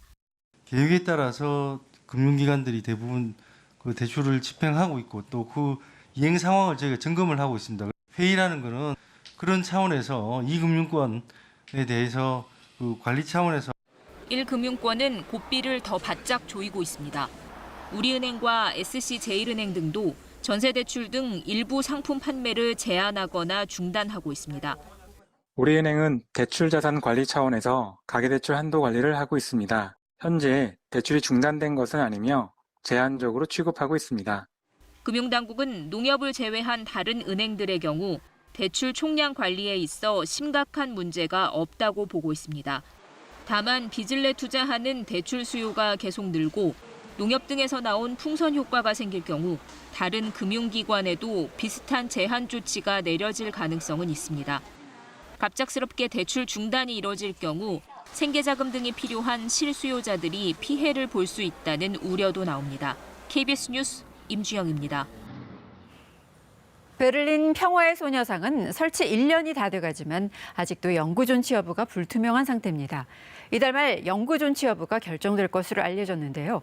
한국에서 어린 학생들과 시민들이 쓴 4천여 통의 감사 편지가 베를린 미테구 의회에 전달됐습니다. 베를린에서 김기수 특파원입니다. 빼곡히 써내려간 편지. 외로운 평화의 소녀상에 손을 내밀어준 독일. 그림으로, 글로 우리에게 특별한 존재 소녀상을 지켜줘서 감사하다는 말을 잊지 않습니다.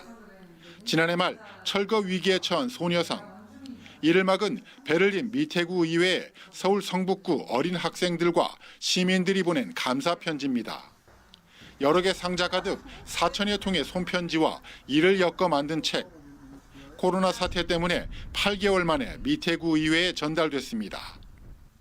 Wohltaten der Nazi-Regime und während der Auseinandersetzungen, die ja auch Japan verwickelt war, darzustellen und dort eine Möglichkeit zu finden, darauf hinzuweisen.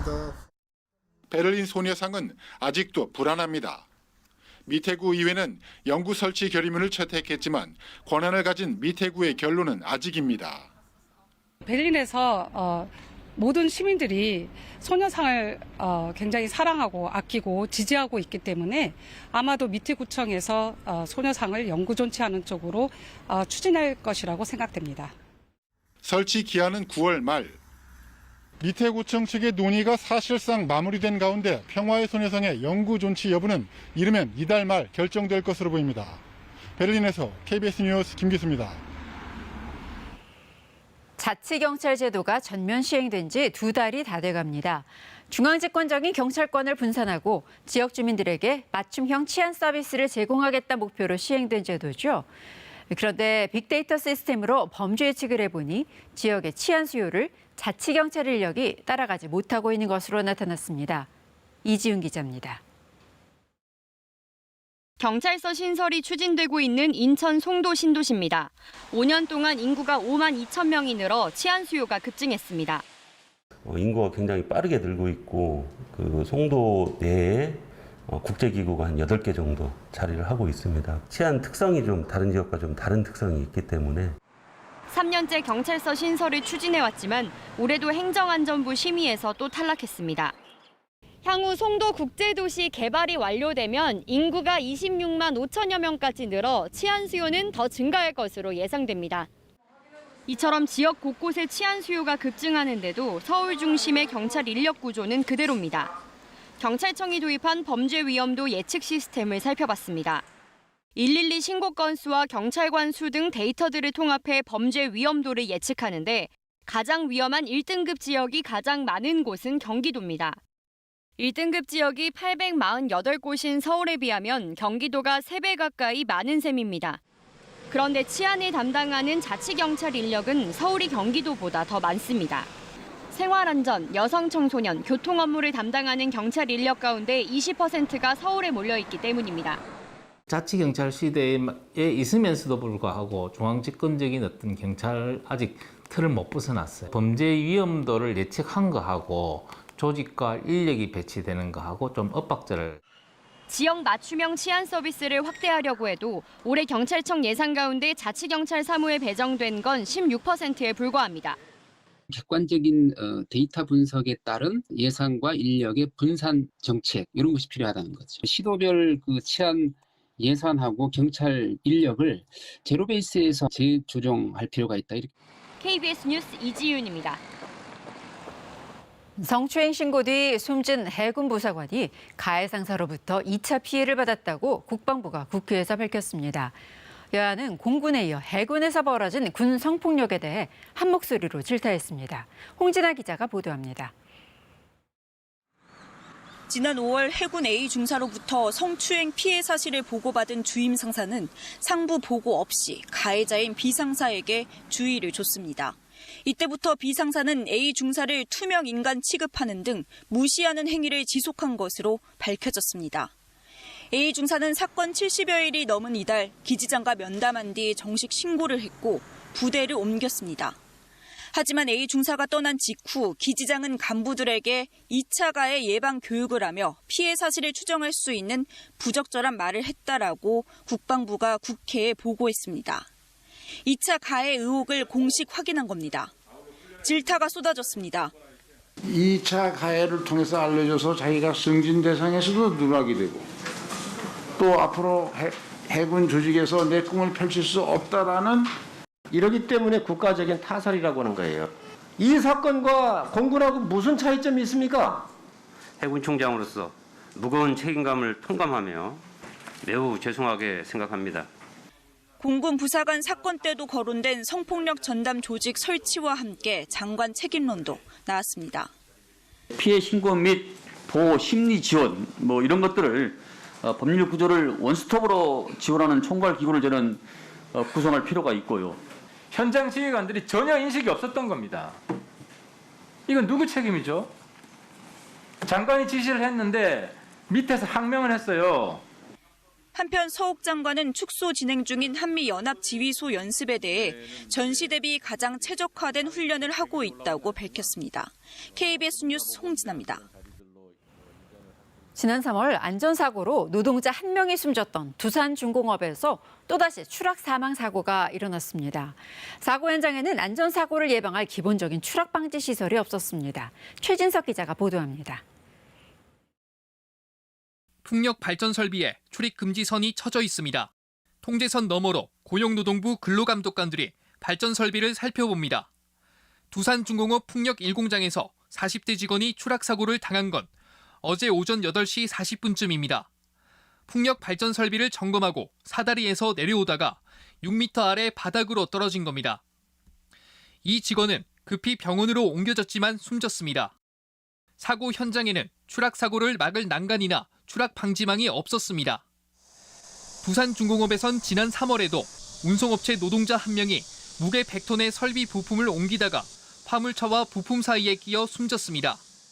고용노동부 창원지청은 지난 5월 두산중공업에 대해 추락 위험 방지 조치를 하지 않는 등 14건의 안전조치 위반 사항을 확인해 과태료 1,450만 원을 부과했습니다. 현장에서 지켜야 할 안전조치라든지 이런 것들이 사실상 사업주가 그런 것들을 제대로 감시 안 하고 집행이 되는지 안 되는지 이런 것들을 전혀 점검을 안 했다는 거죠. 두산중공업은 해당 설비가 난간이나 추락 방지망을 설치할 수 없는 구조라며 관계기관의 사고 경위 조사에 성실히 협조하겠다고 밝혔습니다. 고용노동부는 두산중공업 풍력 1공장의 작업을 즉각 중지시키고 모든 공장을 대상으로 특별 근로감독을 진행할 계획입니다. KBS 뉴스 최진석입니다. 오늘부터는 가을 장마가 시작됩니다. 계절이 가을로 넘어가면서 남쪽의 따뜻한 공기는 물러나고 차고 건조한 공기가 북쪽에서 유입되면서 성질이 다른 두 공기가 만나 비구름대가 만들어진 겁니다. 이미 중국과 일본에 많은 비를 뿌렸는데요. 이제는 우리나라에 영향을 줄 것으로 보입니다. 다음 주까지도 잦은 비 소식이 들어있고요. 국지적으로 강한 비를 쏟아내는 곳이 있겠습니다. 지금 남부지방과 또 중부지방으로도 비가 점차 확대되고 있습니다. 남해안 지역과 서해안에는 시간당 20에서 30mm에 달하는 강한 비가 쏟아지는 곳이 있는데요.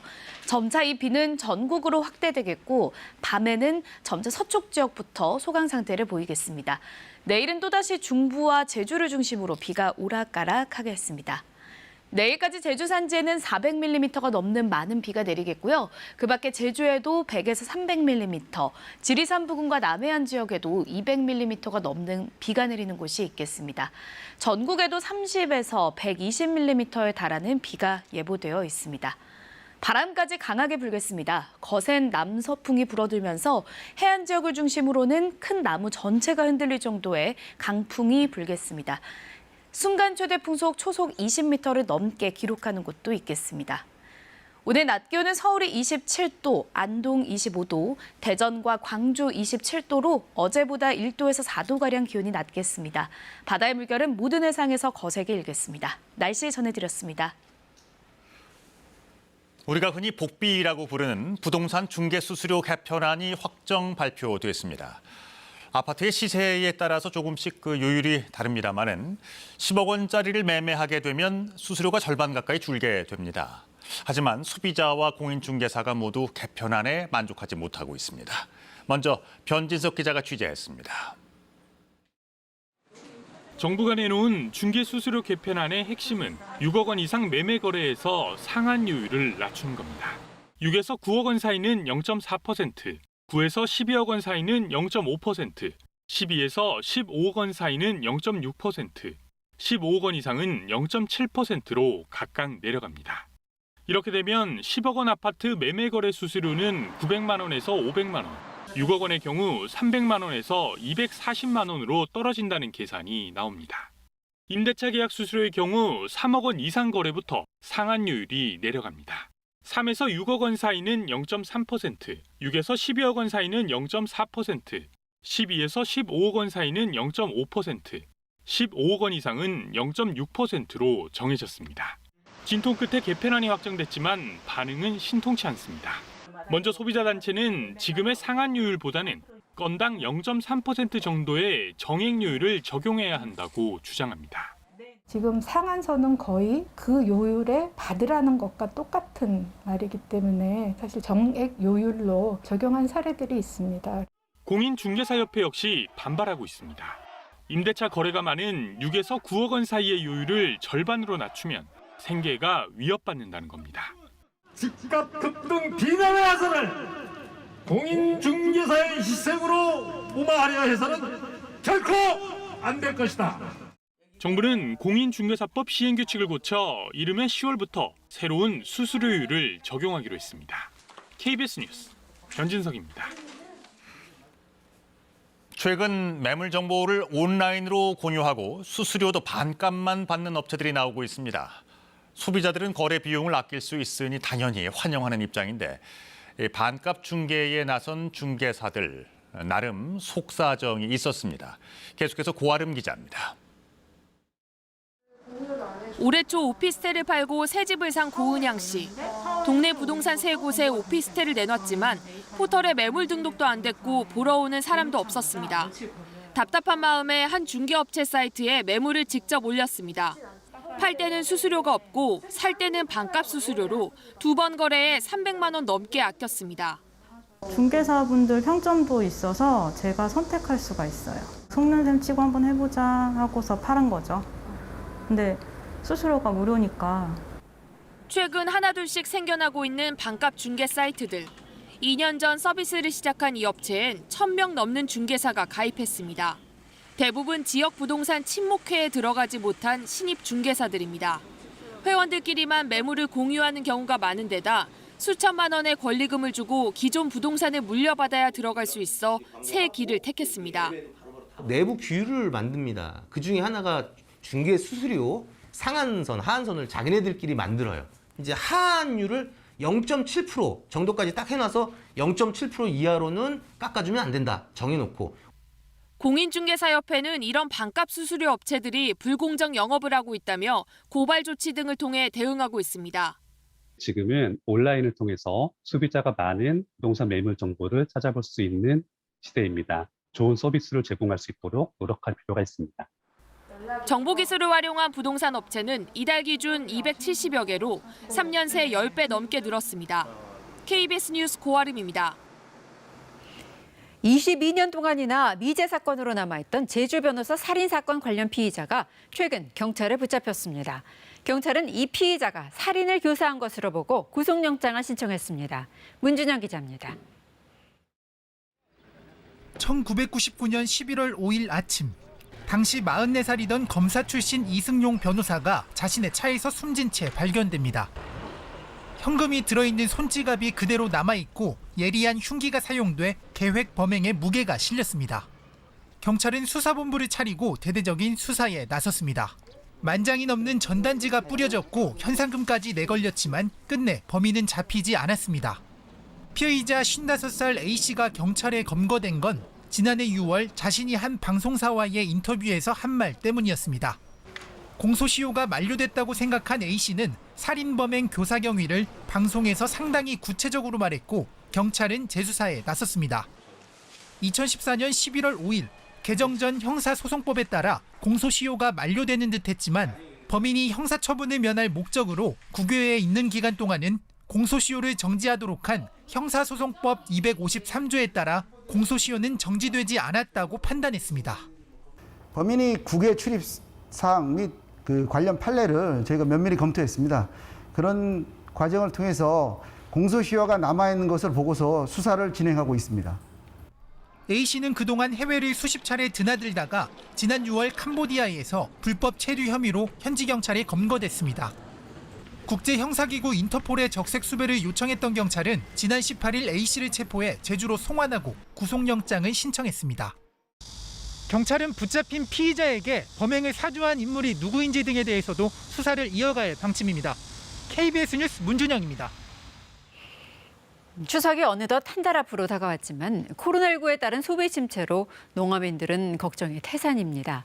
농수축산물의 1년 매출 중 20에서 30%를 차지하는 추석 대목 선물 특수에 큰 기대를 걸고 있지만 청탁금지법에 발이 묶여 있어 애만 태우고 있습니다. 임흥열 기자의 보도입니다. 배가 한창 무르익어가는 과수원.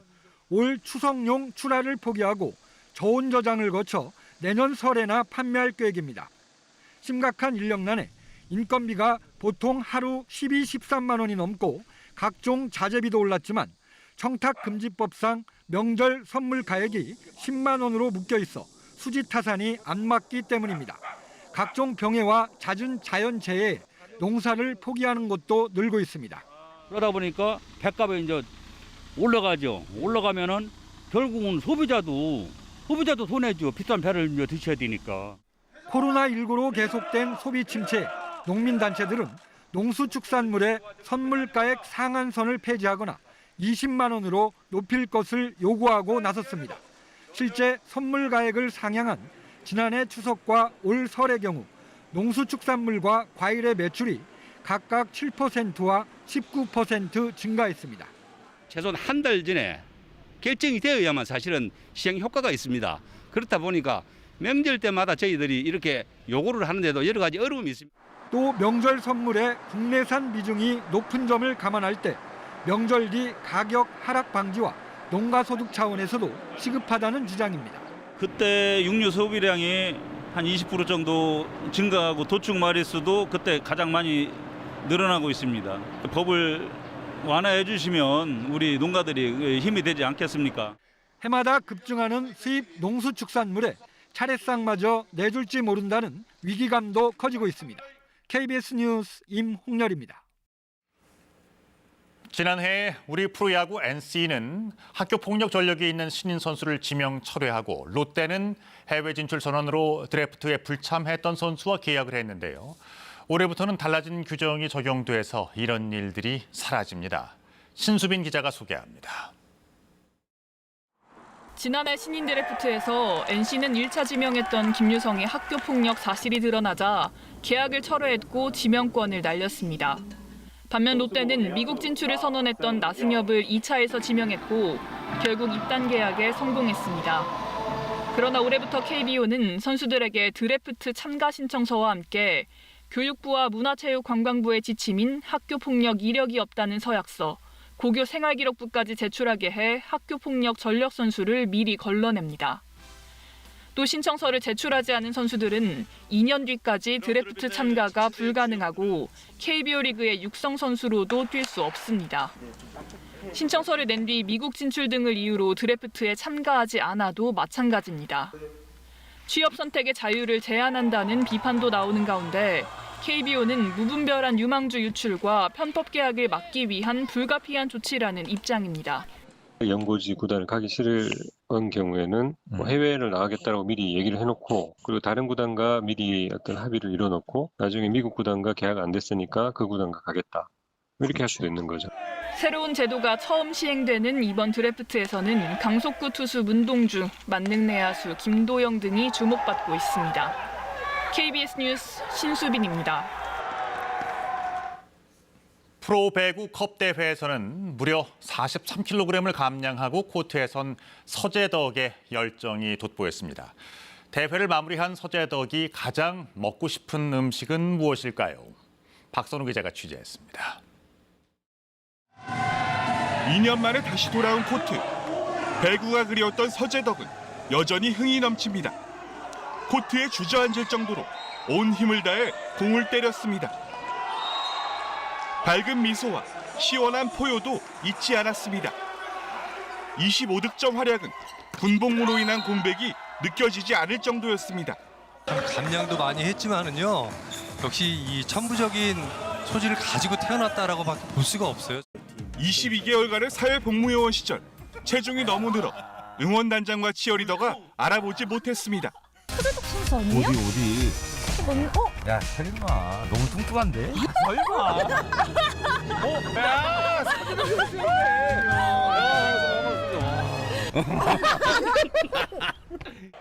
혹독한 훈련으로 한때 138kg이던 몸무게를 43kg이나 감량했습니다.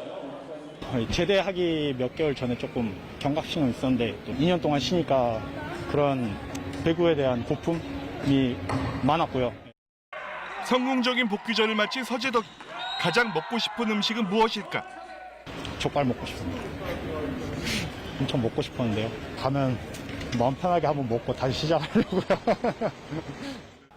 다시 코트에 선 서재덕은 V리그에서 비상을 꿈꿉니다. KBS 뉴스 박선우입니다. 국내 유일의 대형 컨테이너 선사인 HMM 노사가 처우 개선 문제를 놓고 갈등하고 있습니다. 중앙노동위원회에 가서 쟁의 조정까지 했지만 입장차를 좁히지 못해 조정도 중지됐습니다. 파업 돌입 가능성까지 나오고 있습니다. 우정아 기자입니다. HMM의 사무직 노조인 육상노조와 사측이 끝내 입장차를 좁히지 못했습니다. 지난 19일 세 번째 중앙노동위원회에서 양측이 쟁의 조정에 나섰지만 결국 중노위가 조정 중지 결정을 내렸습니다. 이번 결정에 따라 노조는 파업 등 쟁의 행위를 할 수 있는 쟁의권을 확보하게 됐습니다. 양측이 갈등을 좁히지 못한 가장 큰 이유는 노동자의 처우 개선 요구에 관한 입장차가 컸기 때문입니다. 노조가 처음 제시한 요구 조건은 임금 25% 인상과 성과급 1,200% 지급. 사측은 난색을 표했고 이후 사측이 임금 8% 인상, 성과급 500% 지급의 조정안을 제시했지만 이번에는 노조원 95%가 반대 부결됐습니다. 이런 가운데 어제 오후 선원들로 구성된 HMM 회원노조도 제2차 중노위 쟁의 조정을 했지만 사측과의 입장차만 확인했습니다. 회원노조는 오늘부터 조합원들을 대상으로 쟁의 행위 찬반 투표를 진행할 계획입니다. HMM 육상노조와 회원노조는 공동투쟁위원회를 만들어 앞으로의 상황에 대응할 것으로 알려졌습니다. 다만 HMM 노조는 당장 파업에 나서기보다 앞으로의 파장과 상황을 판단해 파업 여부를 결정할 것으로 보입니다. 만약 노조가 파업을 결정하면 구현대상선인 HMM은 1976년 창사 이래 첫 파업에 들어가게 됩니다. KBS 뉴스 우정합니다. 이어서 한국도로공사 연결해서 주말 아침 교통 상황 알아보겠습니다. 전남과 경남권을 비롯해 비가 점차 확대되고 있습니다. 가을 장마가 이어지면서 이곳저곳 젖어 있는 곳들이 많은데요. 최대 50%까지 속도는 꼭 줄이시고 차 간격도 평소의 2배 이상 여유 있게 두시기 바랍니다. 이미 미끄럼 사고 발생한 곳들이 있습니다. 먼저 남해선 상황인데요. 순천 방면으로 진례분기점 부근에서 승용차 사고가 나 주변 1km 구간 짧은 정체까지 생겼습니다. 동해선 포항 방면으로도 남경주 부근 진출로 갓길 쪽에서 승용차 관련한 단독 사고 처리하니까 전방 잘 살피셔야겠고요. 교통량으로 인해서는 경부선 부산 방면으로 오산 일대 지나기 어려워졌습니다. 남사까지 5km 구간 가장 어려운데 아직까지 충청권에서는 전 구간 한산합니다. 다만 정오가 가까워지면서 북천안이나 목천 일대 지나기 어려워지겠고요. 서해안선은 목포 방면으로 매송부터 송악까지의 정체가 예상되고 있습니다. 빗길 감속 주행하시고요. 고속도로 교통방송이었습니다.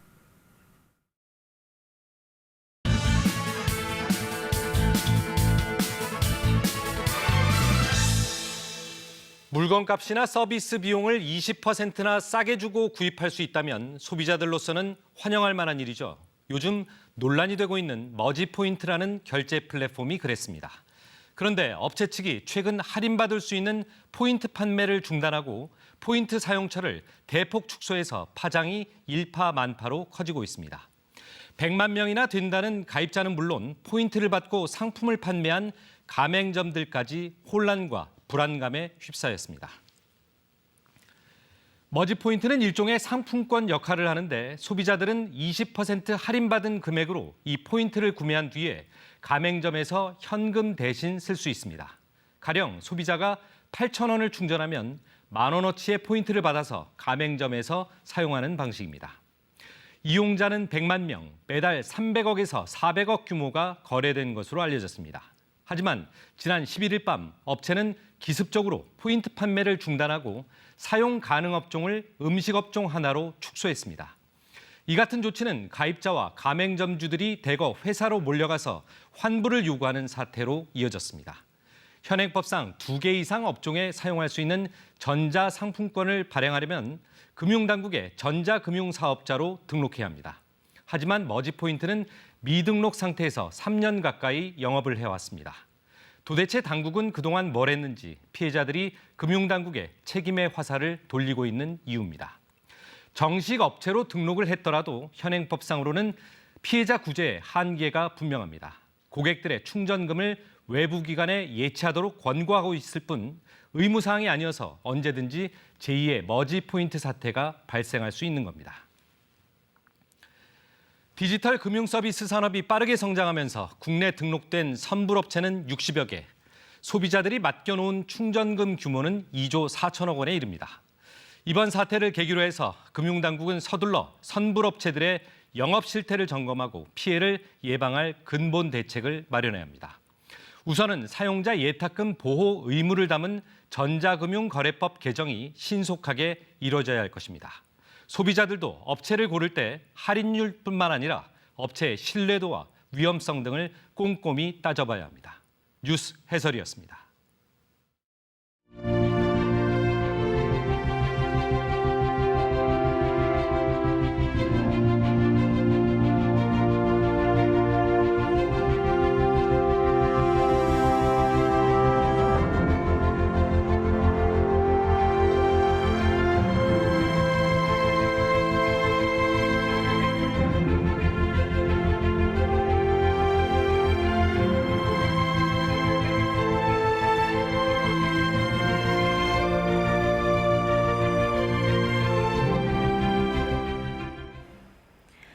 이미 중국과 일본에 큰 비를 뿌렸던 가을 장마가 오늘부터는 우리나라에 영향을 줍니다. 주말에는 제주와 남해안을 중심으로 강한 비가 쏟아질 것으로 예상되고요. 다음 주에도 잦은 비 소식이 들어 있습니다. 국지적으로 시간당 30에서 50mm가 넘는 매우 강한 비가 쏟아질 것으로 보여서 농작물이나 시설물 피해 없도록 각별히 주의를 하셔야겠습니다. 지금 레이더 영상을 살펴보면 전국 대부분 지역으로 점차 비가 확대되는 모습을 볼 수 있습니다. 경남 통영에는 시간당 50mm가 넘는 폭우가 쏟아지는 곳도 있는데요. 점차 비가 더 확대될 것으로 보이고요. 늦은 밤에는 서쪽 지역부터 점차 비가 소강 상태를 들겠습니다. 하지만 내일은 또다시 중부와 제주를 중심으로 비가 내리는 곳이 있겠습니다. 내일까지 제주 산지에는 400mm가 넘는 많은 비가 내리겠고요. 그 밖에 제주에는 100에서 300mm, 지리산 부근과 남해안 지역에 200mm가 넘는 비가 내리겠고 그 밖에 전국에도 30에서 120mm가 넘는 비가 예보되어 있습니다. 바람까지 거세게 불겠습니다. 강한 남서풍 때문에 해안 지역에서는 순간 최대 풍속 초속 20m를 넘는 곳이 있겠습니다. 강한 바람이 물결도 높게 일겠습니다. 바다의 물결은 모든 해상에서 최고 4m까지 거세게 일겠습니다. 비바람 때문에 낮 더위는 한풀 꺾이겠는데요. 한낮에 서울이 27도, 춘천 25도, 대구 26도, 광주는 27도로 어제보다 1도에서 4도가량 낮겠습니다. 날씨 정보 전해드렸습니다. 토요일 아침 KBS 뉴스광장 마칩니다. 안전하고 건강한 주말 보내시기 바랍니다. 시청해주신 여러분 고맙습니다.